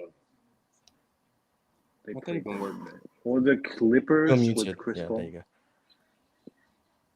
I mean, I think my point is there's like the 10 teams that has actual championship equity is the teams that Draymond made better, and the 20 other teams that doesn't get any championship equity by adding Russ. I'd say maybe there's 1 or 2 teams that has this where they just need Russ, and that will just make them to a championship contender team. But I don't think that's that many. That's where I'm coming from. But like the Thunder, teams, the Thunder in 2016 were championship contenders, right? Yeah. If you add one more Russell Westbrook or Draymond Green is one. What if you just swapped Russell Westbrook and Draymond Green? And Draymond Green, yeah. So if it's just pick off Russ on the 2016 Thunder, but add Draymond, are they still championship contenders? I mean, the defense get better. I don't think so, but I also think the Warriors would be worse. So I think if you flip it the other way, if you took Draymond off and put Russ on, then I actually think the Warriors would still be really good. Yeah, but they would. The Warriors would be better than that OKC team for damn sure. But that OKC team would be like Dion Waiters, Roberson, KD, Draymond, and Steven Adams. Yes. Get it up the mud, KD. Mars. Say the bench. Warriors Say the team bench would on that also be worse. 2016 team So, as well. I mean, Say that I- bench. Oh, and then Like, think the bench would be Randy Foy, Ennis Freedom. These are good players, by the way. Serge would now be coming off the bench. Kyle Singler. I think Anthony Morrow was on that team. Facts. He had a that's- probably burner. have to also 2K. trade like 2K16? either Steven Adams or Cantor and get like a point guard. I think real quick. But Steven Adams level point guard in the Yeah. NBA in 2016, which would be like rookie Tony Malcolm Roden. Brogdon or something. Yeah, Come on, Steven it Adams. would be Real like quick, rookie Malcolm Brogdon. Or level. Kane. But I go do ahead, want to John. say, like, we can shed light on these type of players like a Draymond Green that boost championship contending teams without trying to compare them to number ones that may not have as high of a ceiling as a championship contender type of role. Because I do think Draymond can be underrated in some conversations. Do I think on another team he would be as decorated as a player that he would in Golden State? Probably not. But he's still one of the greatest defenders of all time, one of the most versatile defenders of all time. And what he does helps out championship level teams. And Russ, he's more of like that floor raiser that can get a team to the postseason. Is he good enough to be a number one option? Maybe in the right situation. We just have not gotten the chance to see that. And that's how that's going to be with a lot of superstars all through basketball. There's always going to be a lot of guys that could possibly lead a team to a championship, but may not have the talent around them. So this is where I think the conversation comes from with like a Derek White, Draymond Green, Dyson Davis, just those guys that raise that type of ceiling. I just think they shouldn't be compared to those type of number one players. Like it's such an unfair. It's so unfair to players like Allen Iverson and Russell Westbrook. Like this kind of debate. John D, I'm gonna leave that. I just it's so unfair, right? Like the thresholds are so completely different. Russell Westbrook, to be a number one on a championship team during his era, you're like, hey, I have to be one of the 3 or 4 or 5 best offensive players on the planet. And so I'm competing with the likes of Steph Curry and LeBron James. Like, that's how because good he can't I have adjust to his be. role. But you have to be better than Serge Ibaka. Like, respect to Serge. That's a whole nother level of like, but not really. Oh, you said what? You said he not has really? to be better than Draymond in that second role, but he can't because he's not the all-time great defender. But we gotta stop doing that. I have stopped doing this argument of, well, if this player is better slotted at the number 2 or 3, and this other compared to a player that may not be able to win a championship as a 1, that makes them a more valuable player, because now you're just saying, oh, you're a better role player than I am. But you said also in this debate, like, who's the better NBA player? The Russ is still a better NBA player than Draymond Green. In terms of winning championships, that's where I would disagree. Yeah, but Draymond's a role player. Oh, so he yeah, has to but like, fit in a if role we're to win a talking about championship something different alongside star players like Russell Would Westbrook. Alex Caruso be a better NBA player than Russell Westbrook? Then? By this logic, I'm just like, why don't we ever put this logic the opposite direction? Put Draymond as the 1. What are they doing? Absolutely nothing. That's a lottery team.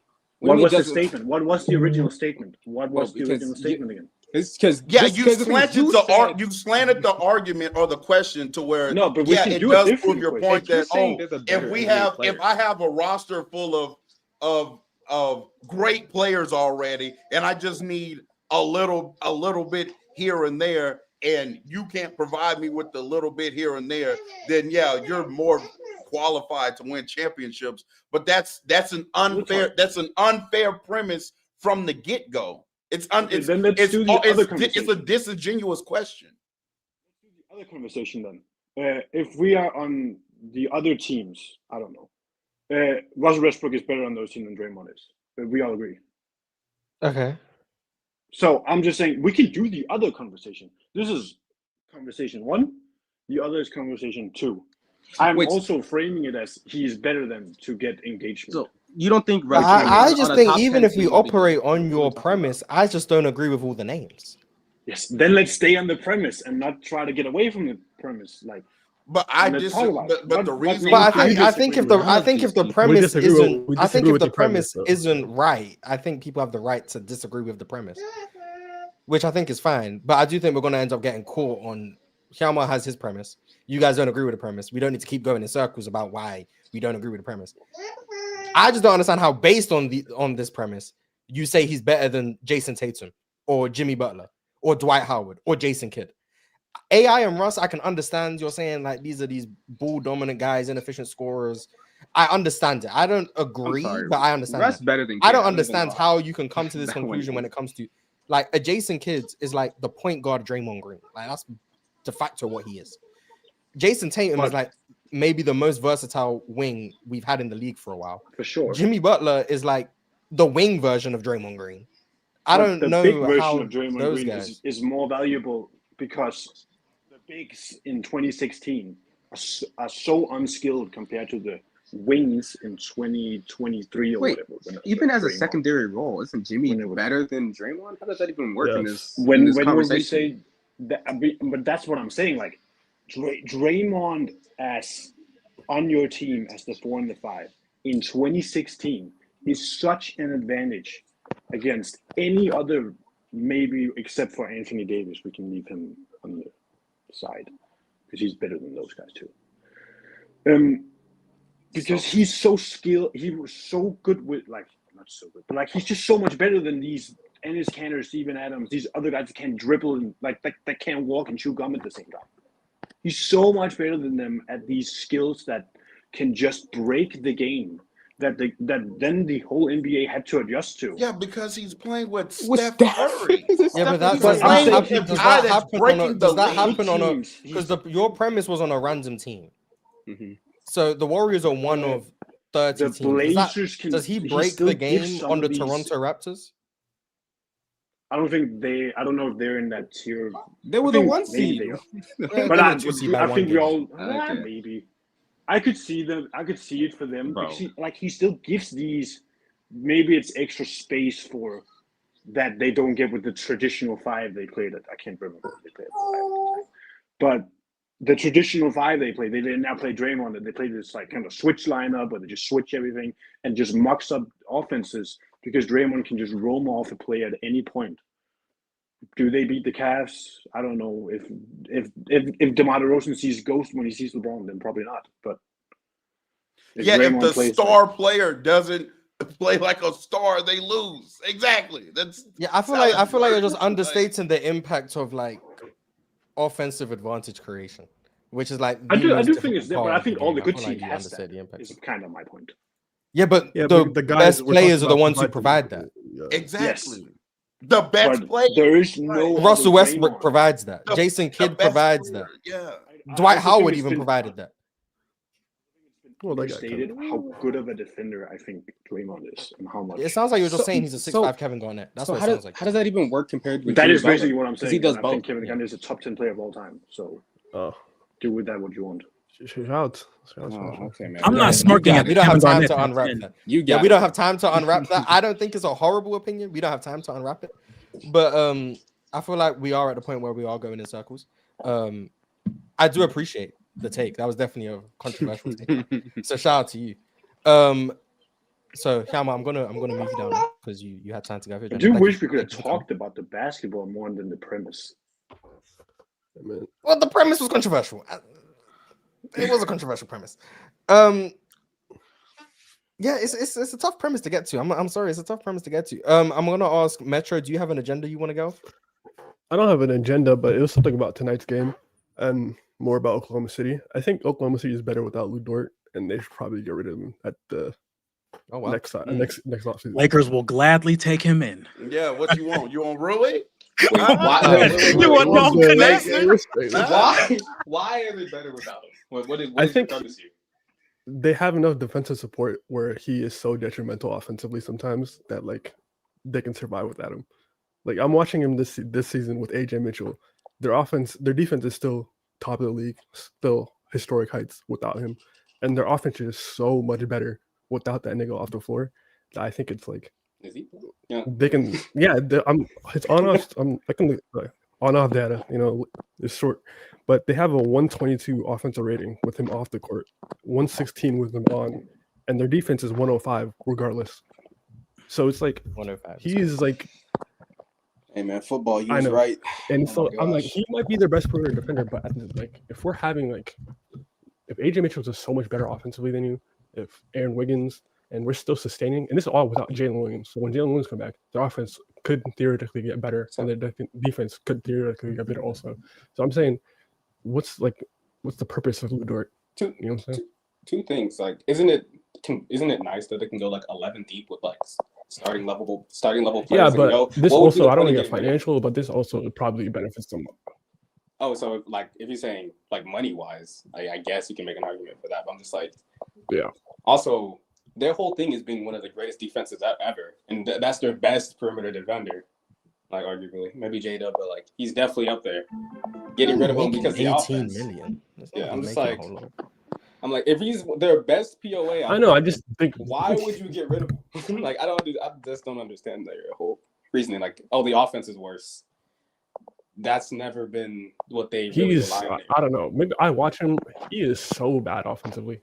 And to me, like, what does he do like redeemingly offensively besides like hit open three? And man, that He 40% shoots spot threes. This year they weren't going in, but he shoots spot threes. But yeah, I agree he's not a good offensive player.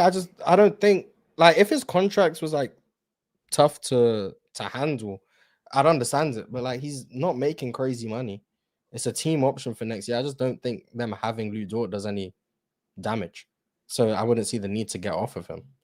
So I just don't think there's any urgency with that. Maybe they are better without Lou Dort playing. Like they're better with Lou Dort off the court. But having Lou Dort for 28 minutes is still going to be very valuable. So I don't know. It feels like making something out of nothing. That's kind of where I'm at with Real quick. Yeah, AJ Mitchell, he's a guy. He's a guy. He is a guy. I really like AJ Mitchell. And this is he's the type of player where I'm looking at him, I'm like, this is not a role player. This is just somebody that has to scale his game down because of the team he's on. And that's not a bad thing. It's just because you're playing with one of the best guards in the league. I'm definitely not going to say the best. He's new Austin Reeves, John D. Hey, I'm gonna tell you, without Reeves. Shea, now this is gonna get a little statty. You know what I'm saying? Don't knock it. Don't let football know about this. Per 75 possessions, he's averaging 24, 7, and 5 on a 57% true shooting. Without Shea on the court, he's nice. And they did something with against the zone where they had Shea play in the middle and AJ play on the perimeter to kind of get Shea in his spot and like break it with him just floating in the middle of the court, which I thought was pretty impressive. And they can have a smaller lineup with SGA, AJ Mitchell, Lou Dort, J-Dub, and Chet, where they have multiple ball handlers, multiple guys that can attack slanted defenses with one of the best advantage creators in basketball. I think that could be very hard to beat. And the last thing I'm going to say, y'all better pray we don't beat OKC tonight. Oh my gosh. Yeah, okay, buddy. This ain't the Hoop Talk podcast. Is that a back-to-back? Slight pivot though. Do y'all think all these players in OKC are this good, or is it like that coaching staff really getting them? Because like with Heat players, like, oh man, look at all these really good players. You see them go somewhere else, they're kind of trash. Are these players really this good, or is that coaching staff in OKC really putting them like in something? AJ Mitchell, if you watch, he's well, yes, I'm talking about all these other guys. Like you tell me they got 11, 12 players who can, you know? Well, I think they're really good at the things they're being asked to do, and that's Right, what yeah. good coaching is. You're not like Casey Wallace is good at what he does. He's not the perfect offensive player, but he's good at what he does, and he's not over leveraged. Chet has improved offensively, which I think is huge. But they're still putting Chet in positions where most of his looks are one-on-one. He's getting used in the middle of the floor more now. So shout out to Isaiah Hartenstein playing on the baseline a lot more. I think that's cool. AJ Mitchell is someone who I think was very good last year, got derailed by injuries.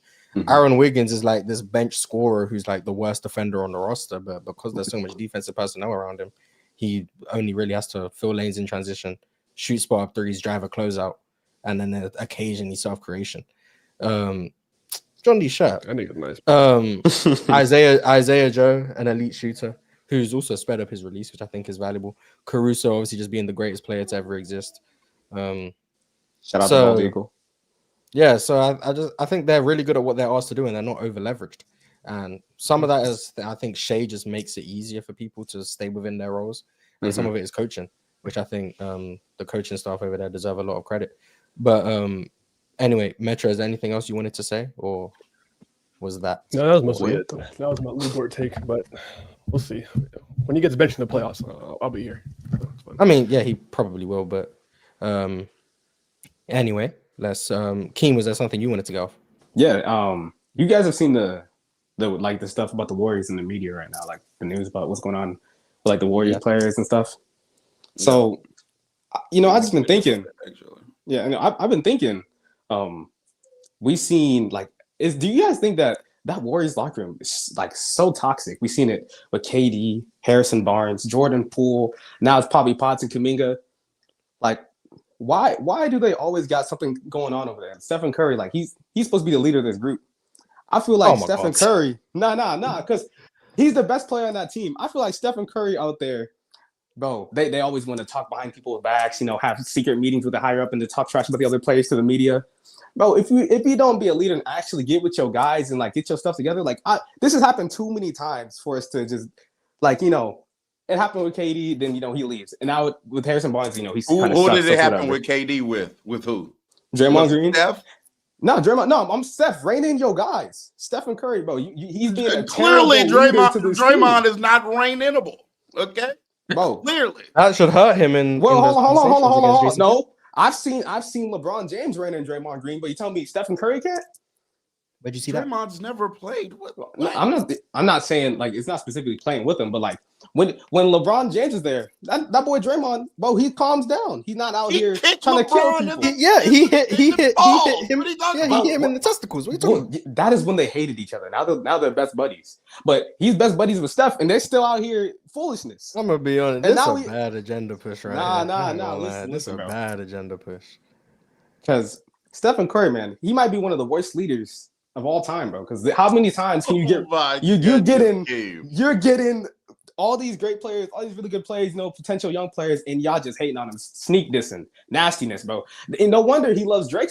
He's out here doing all this nastiness, bro. I can't. Steph, man, you got to be better. You got to be better than this. Like LeBron James, at least if he has an issue with you, he gonna talk to the GM, get you traded. Michael Jordan, he'll punch you in the face. You think that's great but he gonna get you out the team. But we're not out here being sneaky, talking behind your back and just making bad vibes in the locker room. Yes, we seen it too many times. Twitter talking about fit out, don't fit in. He's going up to the GM reporter and saying, "Hey," and then you're gone. I want to trade Kyrie. He gonna get a good player in because he gonna get you gone.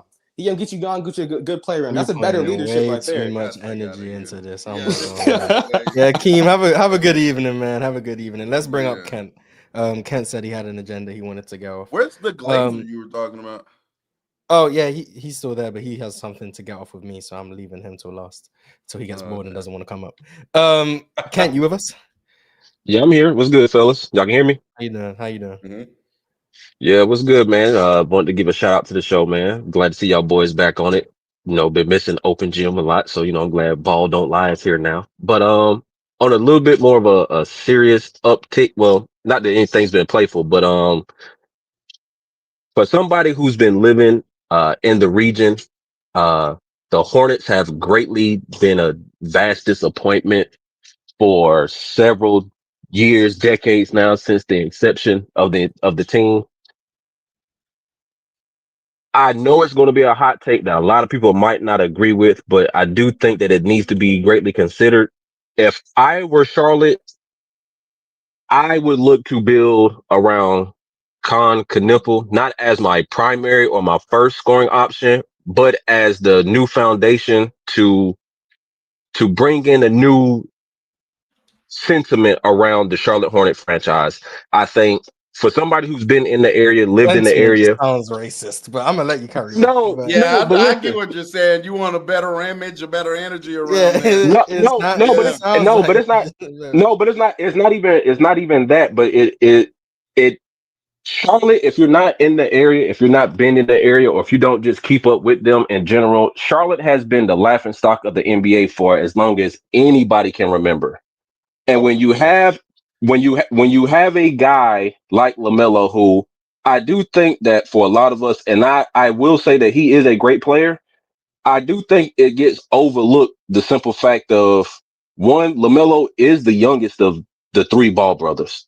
Two, LaMelo really has been playing the exact same way since we first got introduced to him when he was playing in high school with his brothers. LaMelo, if you know anybody from the area, a lot of stuff that could get out about the things that LaMelo does, his recklessness off the court, doesn't get reported. I think the perception and how they could infiltrate or begin to build a better like franchise morale is if they start off with a little bit better of a foundation. And I think I like Cunningham. I like Colt Brenner. I like Sion James. I think Nice. well, yeah, like I said, I'm from the area, so even though I'm a Spurs fan, I frequently have to catch the games because, like I said, I stay in South Carolina, so I have no other choice. It's the market here, and that's the other thing that I'm looking at. It's like for Charlotte to be where they are. Real talk, you know this. The only team they really have to compete with in the region really is Atlanta.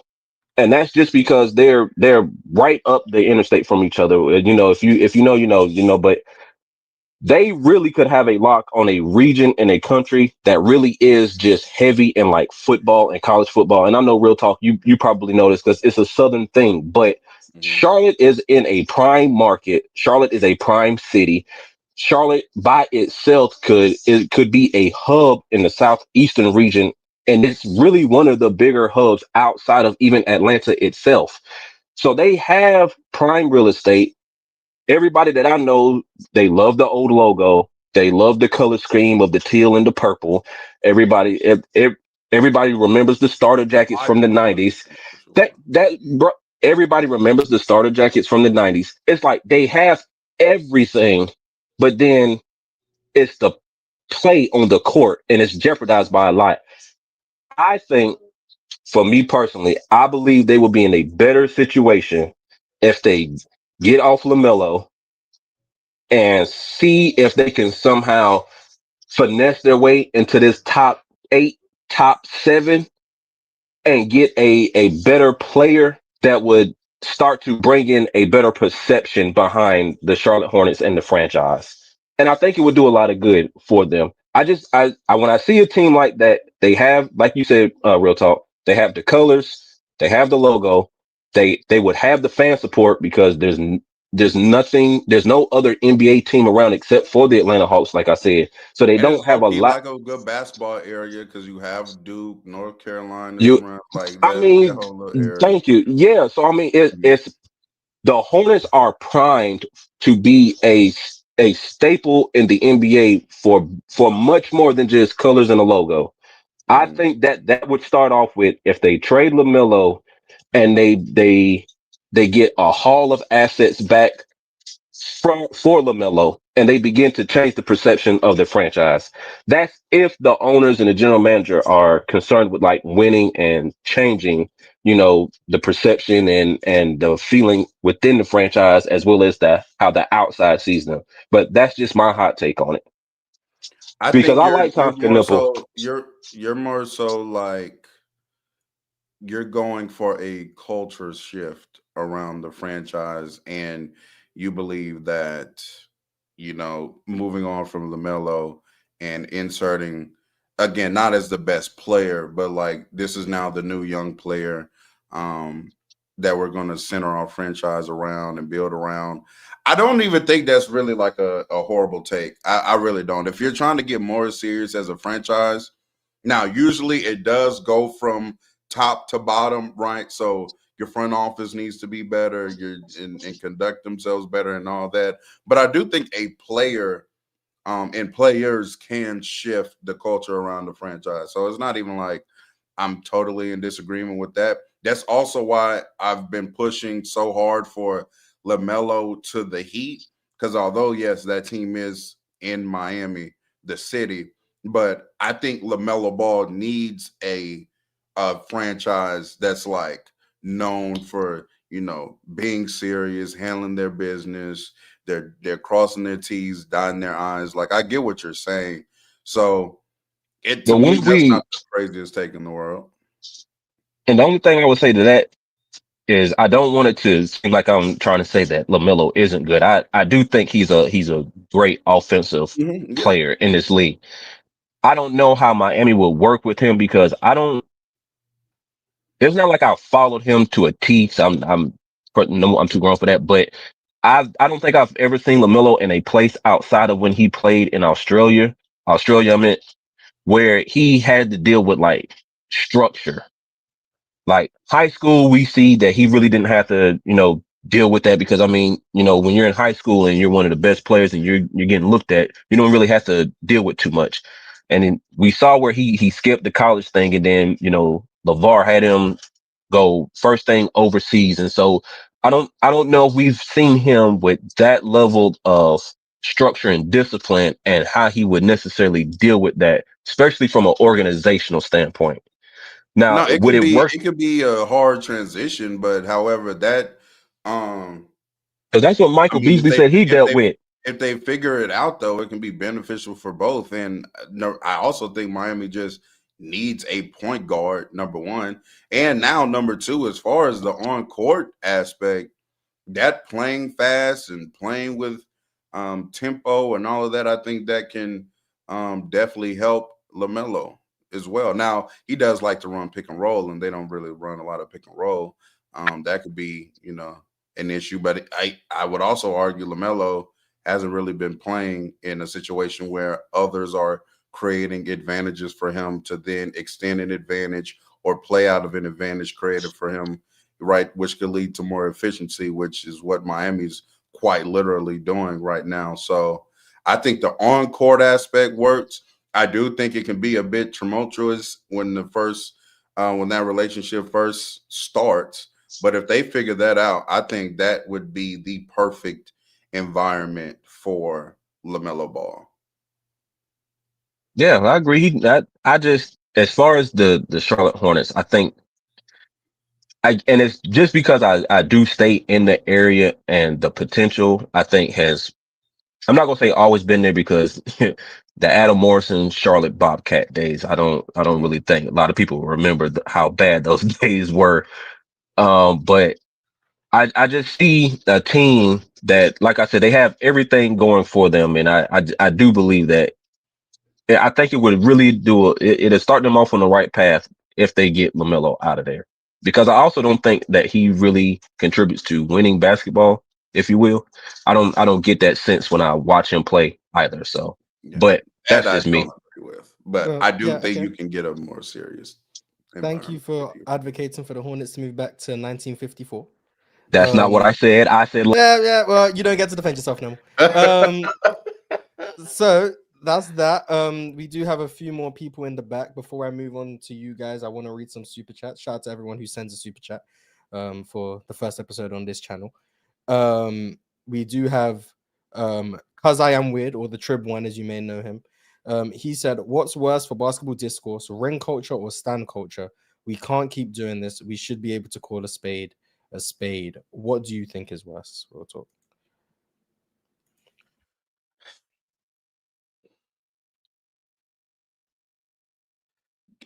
Ironically, give me stand culture over ring culture. At least stands have a tendency of knowing how to talk about their one individual player in a better way than, well, he has more rings. So if I were to say one is worse, I would say ring culture is worse. I probably agree for the same reason, ironically. So yeah, I would but yeah, I think both are terrible. But one, I would say at least stands are going, but stands aren't gonna be like not objective, but like they aren't even gonna be impartial, obviously, about that player. So Yeah. they're gonna talk about that player, but they're just gonna ignore any potential negatives or I like why they don't matter. So even then it's just still gonna be disingenuous. So I don't know, man.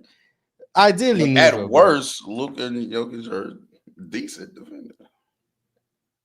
Oh yeah, shout out to Penn State basketball. Brent Kaja, I'm not sure.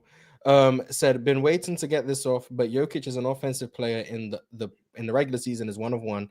But in the playoffs, LeBron is substantially better at his offensive peak, in my opinion. I feel like substantially might be a bit of a stretch, but I do hear that. I agree with that sentiment as well. Actually, Yeah, substantially feels a bit of a stretch, but I understand. I understand the point. So, not going to push back on that too much. War v Room. This is back to Hjalmar's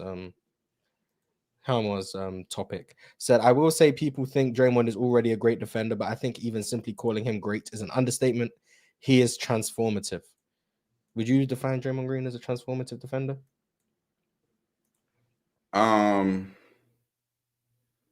For the era in which he played in, sure. I do think if he dealt with like the 90s where, you know, he's guarding these fives in the post or fours in the post consistently, I think that lowers his value. But 2000s on, yeah, he's been transformative. Yeah, I would agree relative to era. SMN and DM or someone random, however you want to say it, said Chips Finals MVP and even MVP is so overrated, overused argument in comparing players. It goes much more into winning games than being the better player. Everyone knows my stance on that by now. I'm going to bring you guys up so you guys can have an input on this. So we got Grills, we got Reef, we've got Jokic Glazer, and we've got Tone. You guys are the guys who haven't come up yet. Hello, guys. Wait, who's Jokic Glazer? Yo. What's up, man? There you go. Oh, you have your cam on today. Yeah, what's man, what's up with you, man? Good, man. I'll let these Welcome guys to the go show. first. Yeah, so yeah, away from accolades being overrated, because someone has like something in the background. Oh, it's Tone. So we're just gonna... Yeah, one of you need to Yeah, Tone, we're gonna move you to like the back in a because you're in a hurricane. Yeah. Obviously, hope you survive. But it's bad audio experience. So yeah, I'm gonna start with Reef. Is there anything you want to get off, Reef? Yeah, can y'all hear me? Yeah, we hear you.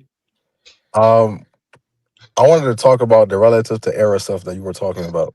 I was watching one of your videos and you were ranking Bill Russell as the GOAT. Oh, absolutely. Yes. And it got me thinking, but even before that, like, why would Bill Russell be considered the GOAT, and if you're doing relative to era, over Jordan? When I remember you saying that Bill Russell didn't even have the best peak in his own era, and Wilt had longer longevity in the era that Bill Russell was in. He played how many years extra? Well, Bill Russell came in when 57 and retired in 69. Wilt Chamberlain came in 1960 and retired in 73, 72. So the years are about the same. So they're about to. So was it? And I believe that when Wilt was playing, when Bill Russell was considered the best player in the world, whichever years you want to say it was, Wilt was closer to that peak of Bill Russell than Bill Russell was to the peak of Wilt Chamberlain. I could agree with that. And so for you, is it the consistency over those other years that make Bill Russell the GOAT? Yeah, I think I spoke about that in the video. If you want to see the Hoop Talk combined top 10 all time list, it's on the channel. I think Real Talk, was you on the video for that one, the top 10 all time? Yeah, I believe so. Yeah, I think so. Yeah. But yeah, my argument for Bill Russell is I think Wilt Chamberlain peaked higher, but I think the years outside of his peak. My case for Bill Russell is that I think he had the most consistent prime relative to era once again, ever, in terms of consistent impact year after year after year, regular season and playoffs, because of the defensive impact and because his game was so stable and scaled up in the playoffs year after year. Although I think his peak ranks below Michael Jordan, LeBron, Wilt, Shaq. Like his peak was not in the top 5 for me. Yeah. But his longevity is also relative, in my opinion. 50s and 60s, 12 years. Yeah. Is not the same as 12. So that consistency year after year after year, especially once you're talking about like in the actual 60s, you're providing the best defensive value ever, being a viable offensive piece for like half the decade. The parts of the decade where you're not a viable offensive piece, you're still once again the best defender in the sport. That's a decade plus of the most consistent value regular season and playoffs that I think we've ever seen in an era in which defensive value was as valuable as it could possibly be. So it's more of a longevity argument with Bill Russell, longevity and consistency argument more than a peak argument. Peak wise, I don't think Bill Russell's the best player ever, and I've been very consistent saying that. Very consistent saying that. But the thing that I would overall career value is just exponential in my opinion. Because for me, with the relative to era stuff, because it starts becoming like your tax, like it's like it goes both ways. Where players who play in better eras, like I remember just a few episodes ago, you guys were talking about the That's true what I used shooting. to, yeah. The average true shooting for the league was like at an all-time high.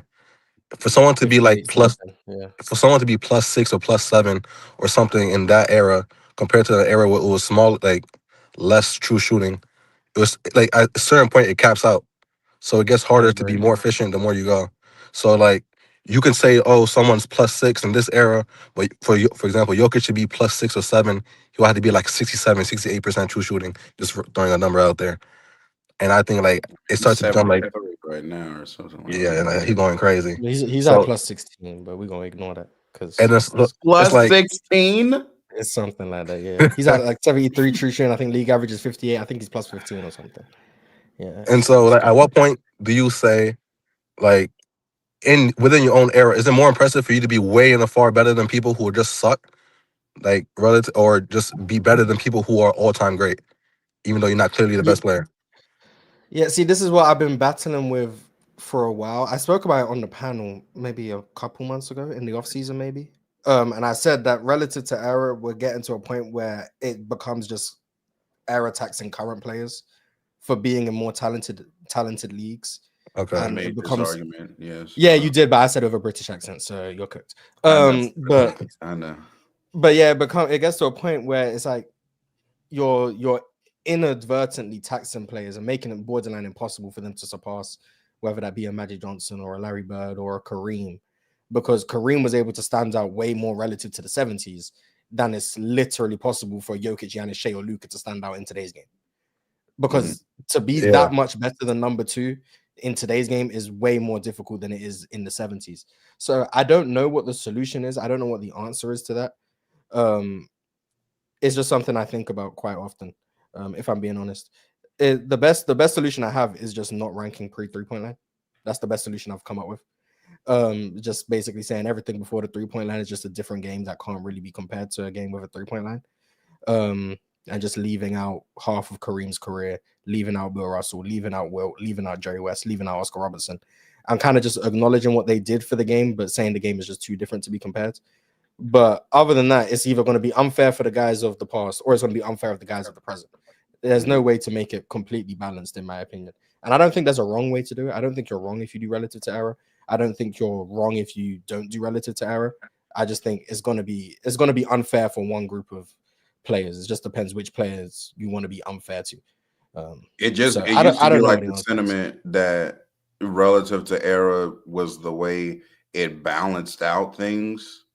Like that used to kind of be the sentiment. But I was arguing against it. I'm like, no, that's not how that works. Like, just because somebody is +7 in this time and somebody else is just +3, or what is the environment of the game at that time? Offensively, what is the pace like, etc. Like, it's so many different things that can go into just because like I'm only +3 in my era doesn't mean I wouldn't go to your era due to my skill set and then be like a +8.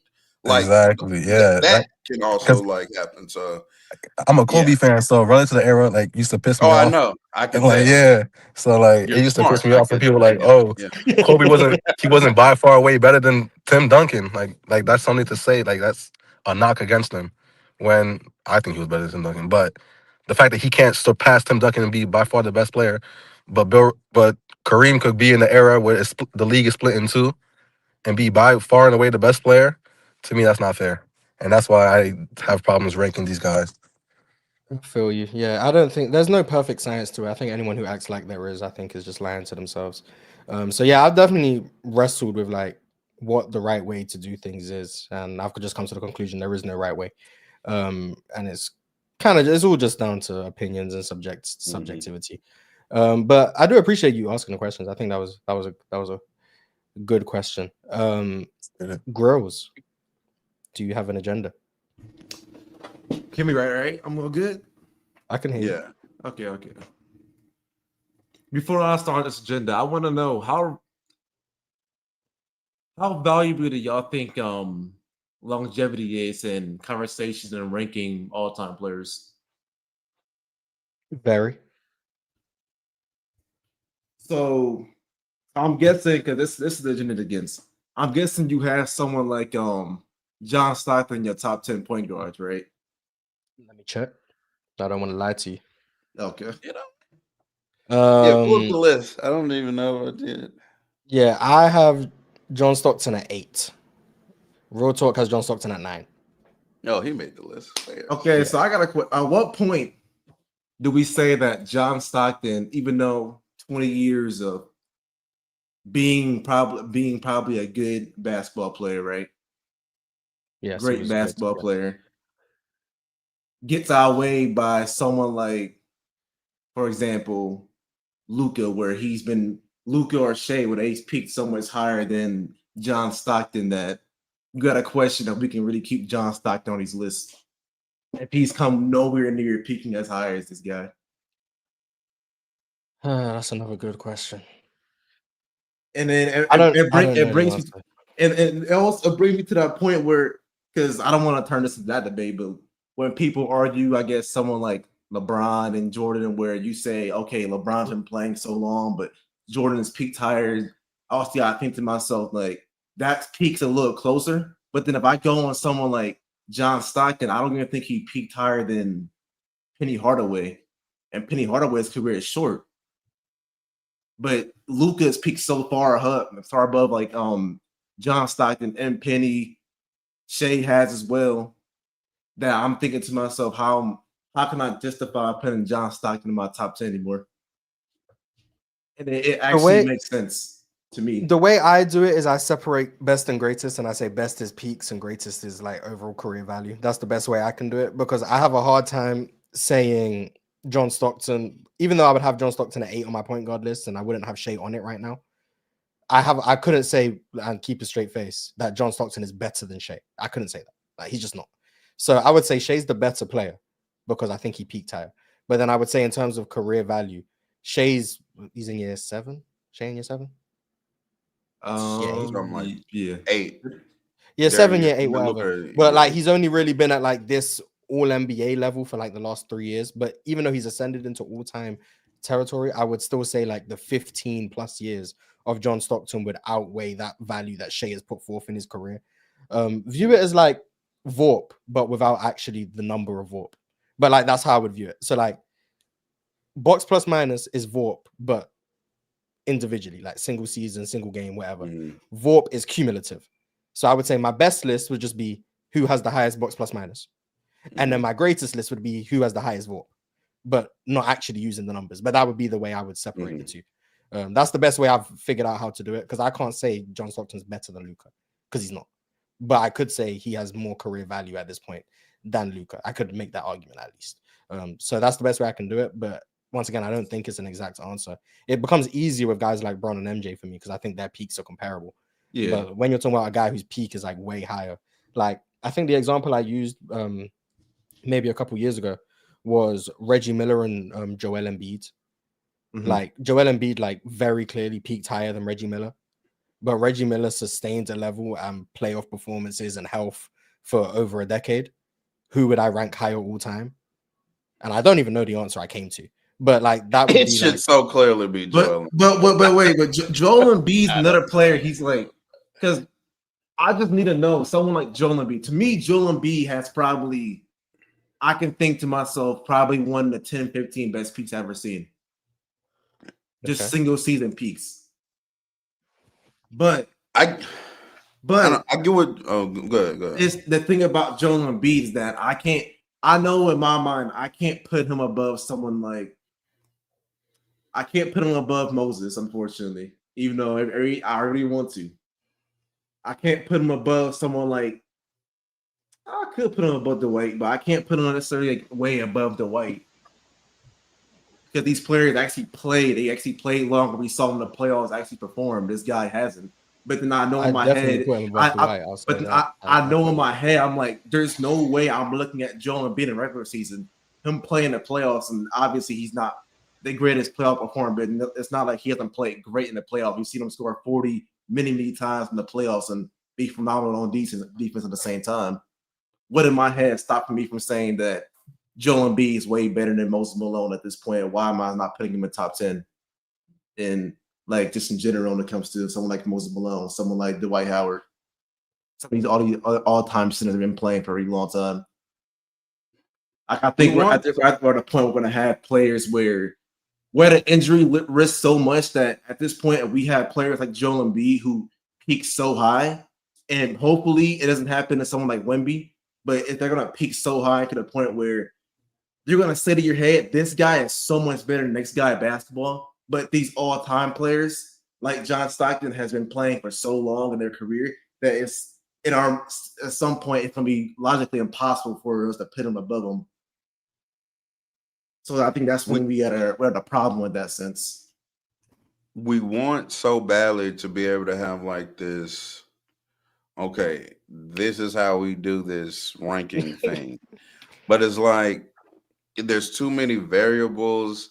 Players play differently. There's different errors. Then now that I'm thinking about it too, like when Mars brought up the Joel Embiid and Reggie Miller, at first I'm like, yeah, duh, Joel. But then I'm like, well, what if you're somebody that values like the playoff setting? And then Reggie goes to this other world that he's not remotely in the regular season, and then he just starts playing out of his mind. Like, I don't know.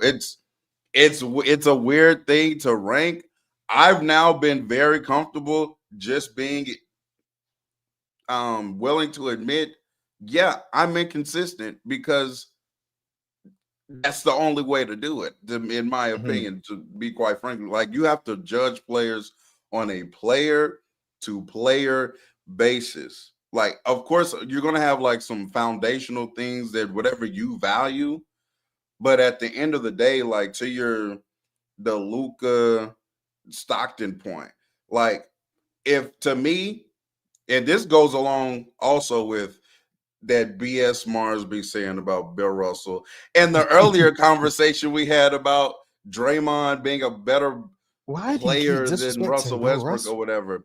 It's like if I have to create so much cognitive dissonance to come up with a way to make this or frame this argument, then clearly I'm arguing against myself.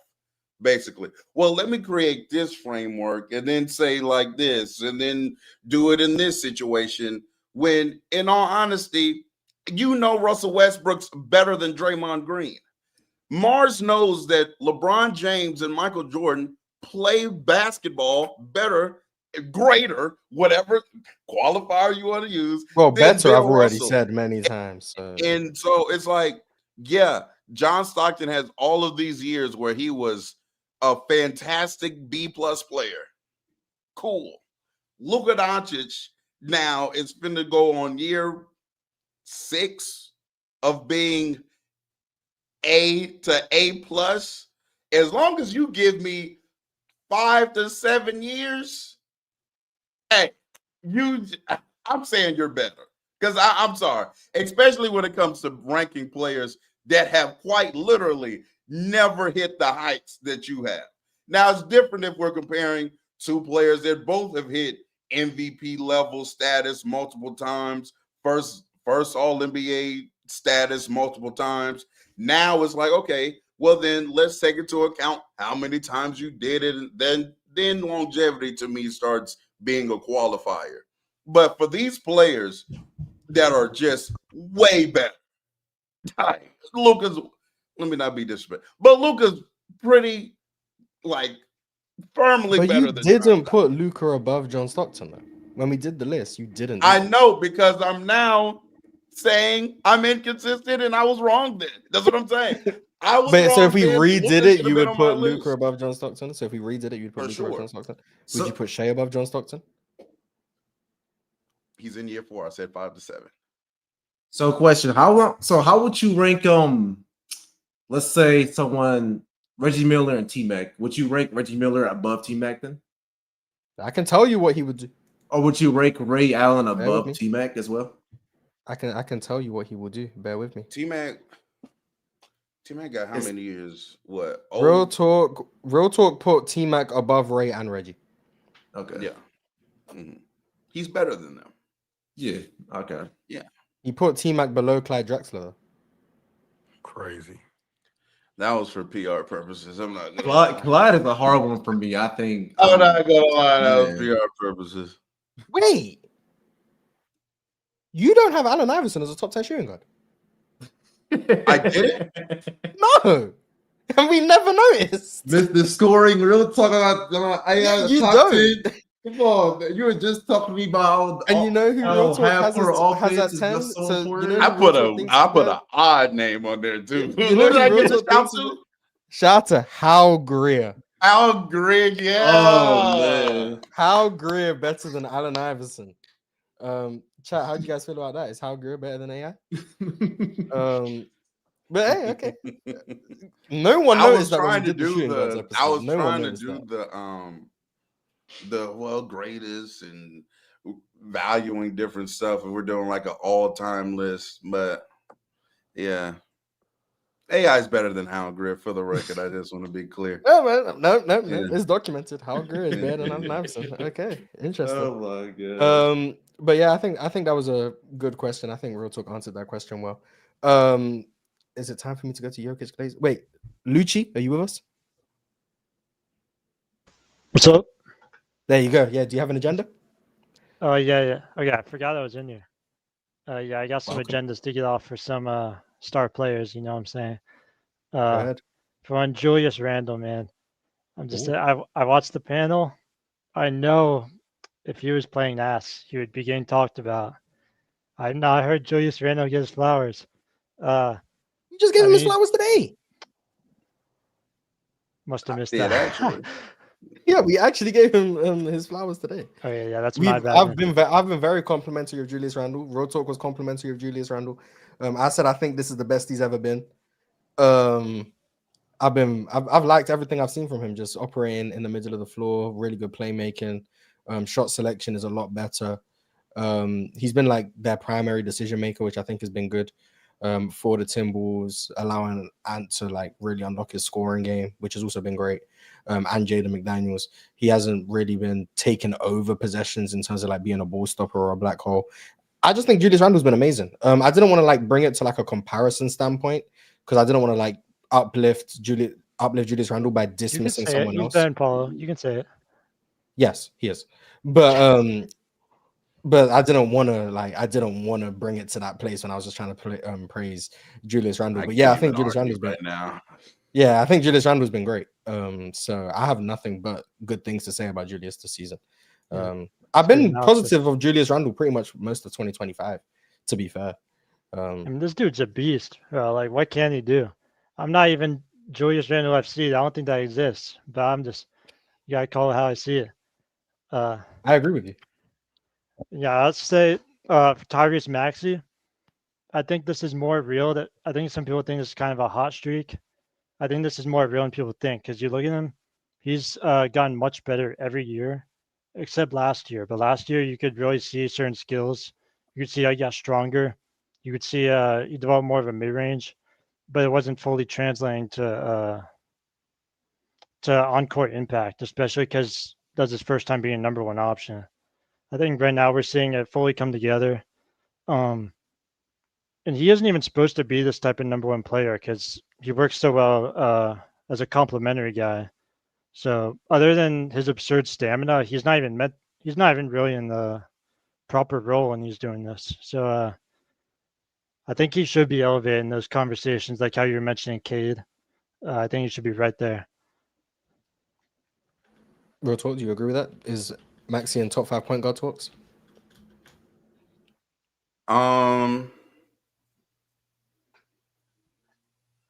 For me personally, no. I feel like he's an elite scorer that's in a role that calls for him to score the ball a lot. But I don't think, as far as like these other point guards that we're comparing him to get into that top five, like the passing and the playmaking, what he does compared to them on those things, which I think just inherently kind of by position are very valuable. I think he's just lackluster in comparison. But I think the scoring does get him firmly like into top 10. Like he's for sure a top 10 point guard right now, but I wouldn't say that he's better than Luka, Shea, Brunson, Cade, Steph.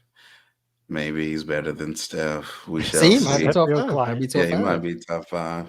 But also, I know this might just be a hot take or whatever, but I don't think he's better than De'Aaron Fox, me personally.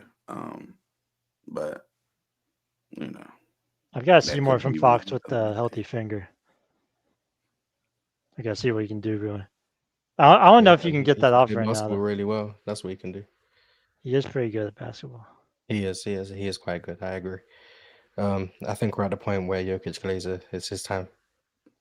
Go Good ahead, takes buddy. by me, man.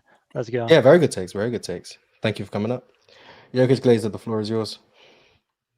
Yeah, Mars. I just feel like you're trying to discredit Jokic. Because you said Jokic and Steph are close, right? Like as peaks. Yes, I did say that. I think I'm gonna take your word for it. I think so. That's discrediting Jokic? Yeah, No, I I'll think I just said that. finish. Wait, hold on. Okay. And then you said that the top five is super close for you. So Jokic Top is five close what? to guys like current players. Yeah, Wemby's kind of a distant fifth, but before I said But I can that see an means argument for all Jokic of is them. somehow close to Shea and Luka. But I then wouldn't you do that. would say as guards, you'd put like Steph and Kobe like a whole tier above like Shea and Luka. Would I? But then you wouldn't do that with Jokic. And then you I would get on said pen. I can see an You would get argument on for pen. Shea and them. That's what I said. You would get on pen for saying Steph is better than Shea, like it's a crazy take. So I feel like you're I just would say that, yeah. not being consistent with Jokic. So that would Okay. mean Jokic has Of course. Shea has no argument to be better than Jokic, but you're not being consistent. Okay. To So I find said an inconsistency in his Yeah. guard rankings, but Yeah. using Jokic as the avenue I said I can see an argument for Giannis is the best in the world, Shea is the best in the world, Luka is the best in the world. I also said that I'm comfortable with my opinion of Jokic being the best in the world. So I'm comfortable. I think Jokic is the best in the world. That's my opinion, has been my opinion for a while. But I could see the argument for Shea. I could also make the argument for Shea, Luka, Giannis, because I think I'm good at making arguments. But Why I would think it's Jokic. Luka? Wouldn't Luka just be clearly worse offensively, and then the defense is like? Well, the argument would be predicated on not thinking Luka's worse on offense. So you think that it's arguments for like James Harden and Luka is like better than tier one offensive players like Steph? I think you can make the argument that Luka Doncic is in that group of offensive player. But you could kind of make the argument for, like, isn't it just clear Steph's better offensively than like James Harden or whatever? Like you can Not make to the everyone. argument Wemby's the best. Well, not to everyone, no. That's why I said making the argument. I could see the avenue for the argument to be made, especially when you talk about James Harden as one of the greatest isolation scorers, in my opinion, the greatest isolation scorer we've ever seen, a master of pick and roll, who was pretty much a one-man offense for a handful of years, leading to some of the best offense in the NBA. In 2018, I want to say the Rockets were the number one offense in the NBA, and that's with the Golden State Warriors with a peak Steph Curry on their team, employing a arguably peak Kevin Durant. And the Rockets were the best offense in the league, spearheaded by James Harden. This is someone who led the league in isolation efficiency for like 3 straight years, or led the league in isolation volume all of those years as well, while being a much better passer and decision maker than Steph Curry is. So yeah, I think you can make the argument that James Harden was a better offensive player than Steph. Now, based on what I value, I think Steph's the better offensive player, but I could easily make the argument for James Harden. So, but like being a whole tier above someone doesn't mean you're just clearly better. Because you would have James Harden tier 2 offense and Steph tier 1, right? I would, yeah. So doesn't that mean you're like with this group of guys and then it's just a different level of guys? No, you can think somebody is better, but not. But that doesn't mean you don't think they're close. So I've been thinking about this argument too. Like, and I think the best way to express this is like using literal numbers, right? So if let's say I make a 100 on a test and you make a 97, I for sure, without a doubt, did better than you on the test. Like, there's no argument for that to not be the case. However, you're still close. Like you're 97. I can't act like, you see what I'm saying? Like, yeah, I'm definitively better, but you're also still close. Like two things can coexist at the same time. But then you feel like if we got into the specifics, like and numbered players, like everyone would be close. Like it would be I like do think they're close. But that's the point 90.5 I've made to for a while. 92 to 93. Like everyone would be close. If we just, I think the depends all-time greats on- are close, but that's an Yeah, opinion I've well, started. yeah. I think they are close. Yes, I don't think these guys clear each But other. Jokic Even in the isn't modern close. NBA, like the current NBA, like I don't think the 25th best player in the league clears the 38th best player in the league. I don't think they clear. I think these guys are close. That's an opinion I hold. So yes, So is Jokic close to peak LeBron or MJ? offensively, yes. Yeah, as an offensive player. But not overall. So you couldn't make the argument. You can make the argument. Could make the argument. It'd be predicated on me trying to say that Jokic isn't a bad defender or that Jokic is a clear positive on defense. That's the argument I would have to make. I would be saying Jokic is the best offensive player ever, and he was a positive on defense during these years, blah, blah, blah. Therefore, better peak than LeBron and MJ. So once again, wouldn't be an argument, I believe. But that would be the argument. So yeah, I could make the argument, but I wouldn't agree with the argument. Okay. Does that answer the questions? Yeah. You don't think that Luka Doncic is an S tier offensive player? Who are you asking? If I had to I'm asking him. Like numerically, yeah, he would be like a 90 something. So he'd be close to that 100 tier, but LeBron, MJ, Steph, definitely Jokic, comfortably above him. Definitely Jokic, yeah, definitely. Yeah. Definitely. I have a question. But is he in their tier though? No, those four. Well, I have Jokic a tier above everyone. Then So MJ, it's LeBron, Jokic tier Steph. 1, MJ, Bron, and Steph tier 2? Yeah, for offense. For overall, I think LeBron Yeah, for and offense, MJ for and offense. Jokic are Okay. close. Oh, okay. And then tier 3 is probably Luka. Yeah. Do you not value like playoff translation at all? Yeah, I do, but I think all the all-time greats like Steph Curry against switching defenses in these Rocket series, he looked worse than James Harden. He looked worse than Kevin Durant when he was there. Even in like the regular seasons, he may have looked worse than James Harden, but we understood the defense he was going up against.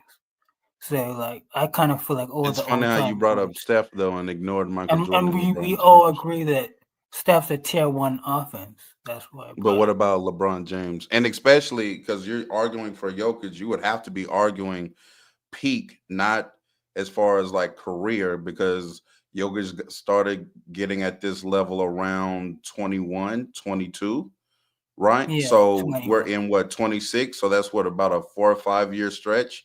So tell me how he's a better offensive player, regular plus postseason combined, than LeBron James from 2016 to 2020.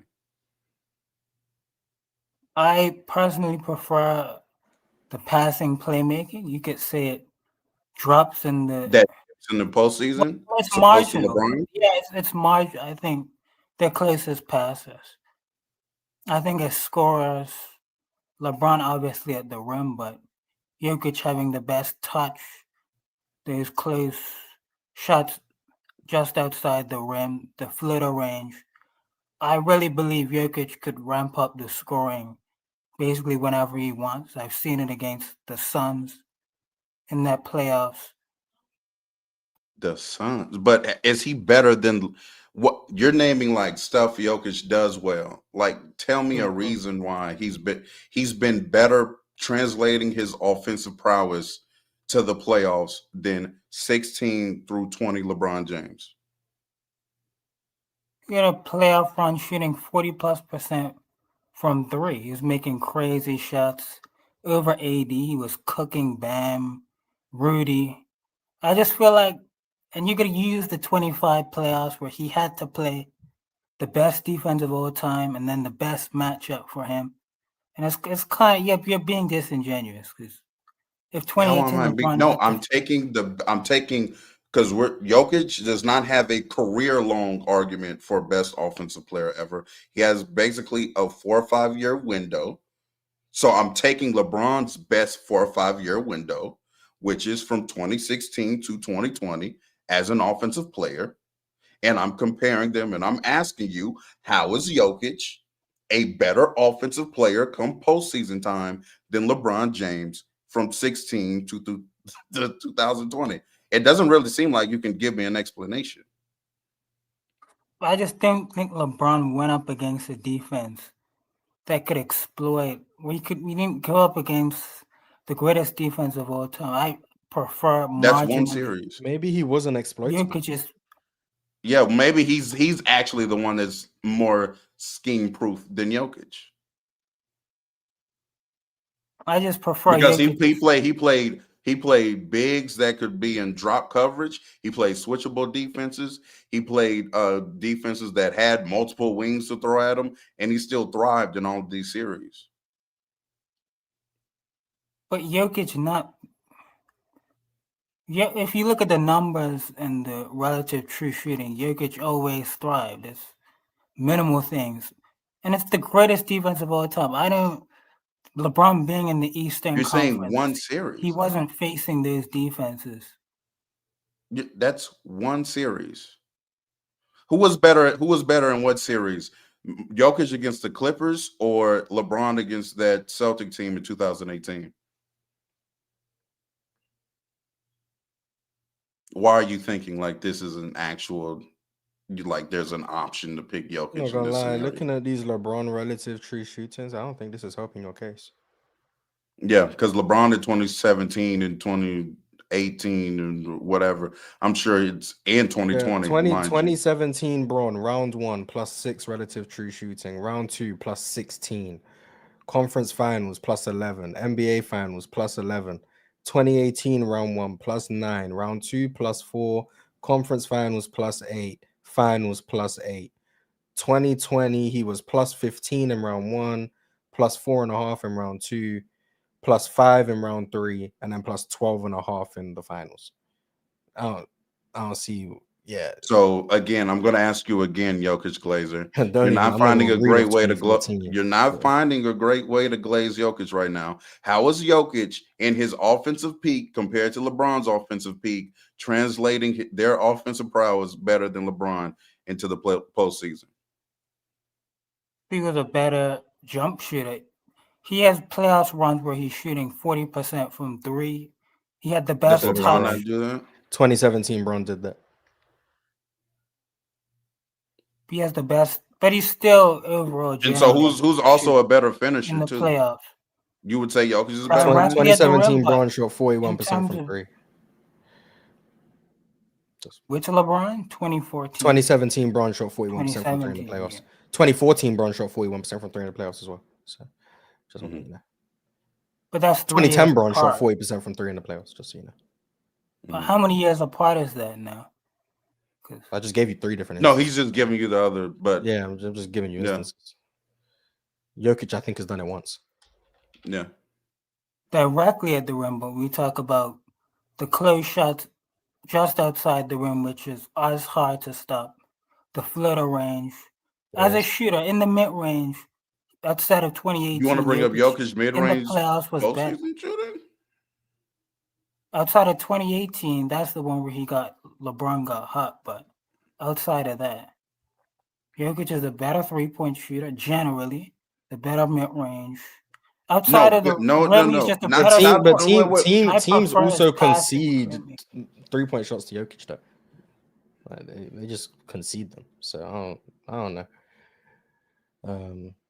Jokic shot 42% on his 2-point jump shots in the playoffs last year. So do with that information what you What got. about 23? I'll go year by year. So last year he was 42%. In 24 he was 10 for 18. So very small sample size, but he was 56%. 2023 on his 2-point jump shots, he was 43%. And that's his magnum opus. 2022 is going to be a small sample, only 5 games played, obviously. He was 45%. He was 5 for 11. And 2021, again, a relatively small sample, he was 38%. So Jokic hovers around the low 40s on 2-point jump shots in the playoffs. I think if the scoring and playmaking, we can agree that combination is close. I think Jokic bringing the offensive rebounding, the screen setting, those are layers of offense. I respect this, man. I respect this. Like, let's compare Jokic to peak MJ. Oh man, Jokic would be a You better don't want to passer, compare him to peak MG. I can assure you playmaker, of that. screen setter, offensive rebounding, and Jokic. I don't like the idea that Jokic couldn't ramp up the scoring because Jokic is an efficient 30. who said he couldn't ramp up the scoring? We're just comparing it to LeBron. Do you think he could ramp up his scoring to MJ levels? So you don't think Jokic could average like 37? Do you think Jokic really good could ramp true up his shooting? scoring to MJ levels? Do you think he's capable of doing that? No, but it's close. Michael Jordan fundamentally could not offensive rebound, screen set, pass, or playmate on the level of Jokic. Jokic should easier get 37 points on a high true shooting, relative true shooting. I agree. MJ couldn't set screens like Jokic can. I agree. I would argue That's that very valuable. MJ averaging about 2 offensive rebounds a game as a guard, I would argue is actually quite valuable. But what do I know? Shout out to Clyde Drexler, by the way, really good offensive rebounding guard. But yeah, I don't think Jokic could get close to MJ's scoring volume. And with all due respect, I don't think screen setting is going to make up for being the greatest scorer ever. Just in my humble opinion. But Why would you, if Jokic is starting from such efficient places, why couldn't, if he ramped up the volume? I don't think you just ramp up the volume. I don't think that's just how it works. I don't think you just magically ramp up volume. I don't think But that's you how said it it's a gimmick when Jokic decides to shoot or not. No, the no shooting gimmick. Yeah, the no shooting gimmick. Yeah. We absolutely watched the no shooting gimmick the last few games. He was averaging 10 shots a game after he got questions on his shot selection against the Warriors. We've seen Jokic go through periods of time where he does his no shooting gimmick. It's very obvious what he was doing from the Phoenix game to the Portland game. Just for any numbers, for anyone wondering, Jokic averaged 10.8 shots per game. That means he shot 8 shots, 10 shots, 15 shots, 10 shots in a 4-game stretch. And this was right after he got questioned for his shot selection against the Warriors, where he went 8 for 23. Jokic has many stretches like this where he just chooses not to shoot the ball. And every time it's the no shooting gimmick. It's just something he does. I don't know why he does it, but it's definitely something he does. So shout out to Jokic for partaking in the no shooting gimmick. But come playoff time, he ramps the scoring up, right? Right, but yeah. then the So efficiency. you think he couldn't do it a few more notches? I think he couldn't get to MJ levels as a scorer. Jokic has a 4-game stretch last season where he averaged 10 shots a game as well. So just putting out there, he did it. He doesn't need to. He's the better passer, playmaker, rebound. He's a better passer. I wouldn't even agree that he's a better playmaker. I think he's a better passer. I think we're getting to a point where we've hit a wall, guys. I think we don't agree. We don't agree. Okay, can I finish? I just want to say, closing out a defensive possession with a rebound is actually very important to your defense. I agree. Active hands, passing lanes, showing effort. Jokic has been an above average defender since the playoffs. going into this season. He's I shooting agree. like 90% at the rim this season. So I just think some of the rebounding makes a lot of the defensive gap closer than you would think. But that's my opinion. I do think Jokic has been good on defense this year. But thank you for coming up. Hopefully, we answered all your questions. Shout out to you for glazing Jokic as you do. Also, thank you for showing your face. Road Yeah, Talk man. playback didn't. Road Talk's Like the playback didn't get that. content. Love both of Yeah, your exactly. content for a long time. Oh, appreciate Thank it, man. you. Appreciate Keep it. it up. That's glazed, but this you got used to glazing, so it's cool. Well, anyway, yeah, thank you. I'm gonna get Yeah, ready to man. get up out of here. Have a good one. Yes. Peace You out, too, you man. too. All right, man. Okay, so we got super chats, and then we're gonna get out of here. I told Road Talk before the show about an hour and a half. He did. Yeah. So now I Yeah, get to use that so against you now. yeah. Yeah. We move and prosper. We move and prosper. Anyway, super chats, and then we're gonna get up out of here. Thank you guys for watching, by the way. John Cena said in this hypothetical, the Spurs cakewalk the West. He's talking about the Draymond Green hypothetical, I believe. The next one is SMN R&DM said if Prime Russ was the third or fourth best player in his team at his prime, meaning 3 better players, he would have 10 chips in a row. Do you agree with that? Theoretically, yes, but also people would think that or argue that Draymond was the second best player on I would make that on argument. those Golden State Yeah. team. Which side of the argument are you on, by the way?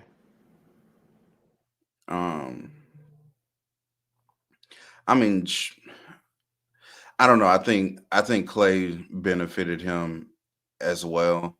I just think I think Draymond was in such a unique and perfect situation for him to thrive and be the valuable defensive player that he is.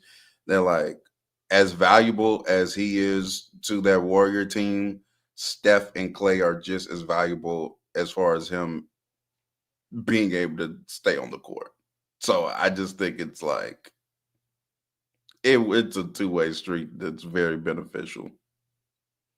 I hear you. I'm definitely team Draymond over Clay. I know you team Draymond though. Yeah. I understand the Clay case. I'm just not as high on Clay defensively or offensively, really. Oh, very important question. Who's better, Austin Reeves or Austin Rivers? This isn't even a discussion. Come on now. Oh, Reeves clears. And then, cause I am weird, or the Trib one said, "Greats across eras is just like science across eras. Einstein, Darwin, Newton, etc. have less scientific knowledge than the average pro scientist." Yeah, but those guys have that knowledge because of those guys' discoveries. And I'm always going to be on the side that innovation takes more intelligence than like whatever, just implementing what someone else innovated into your daily life.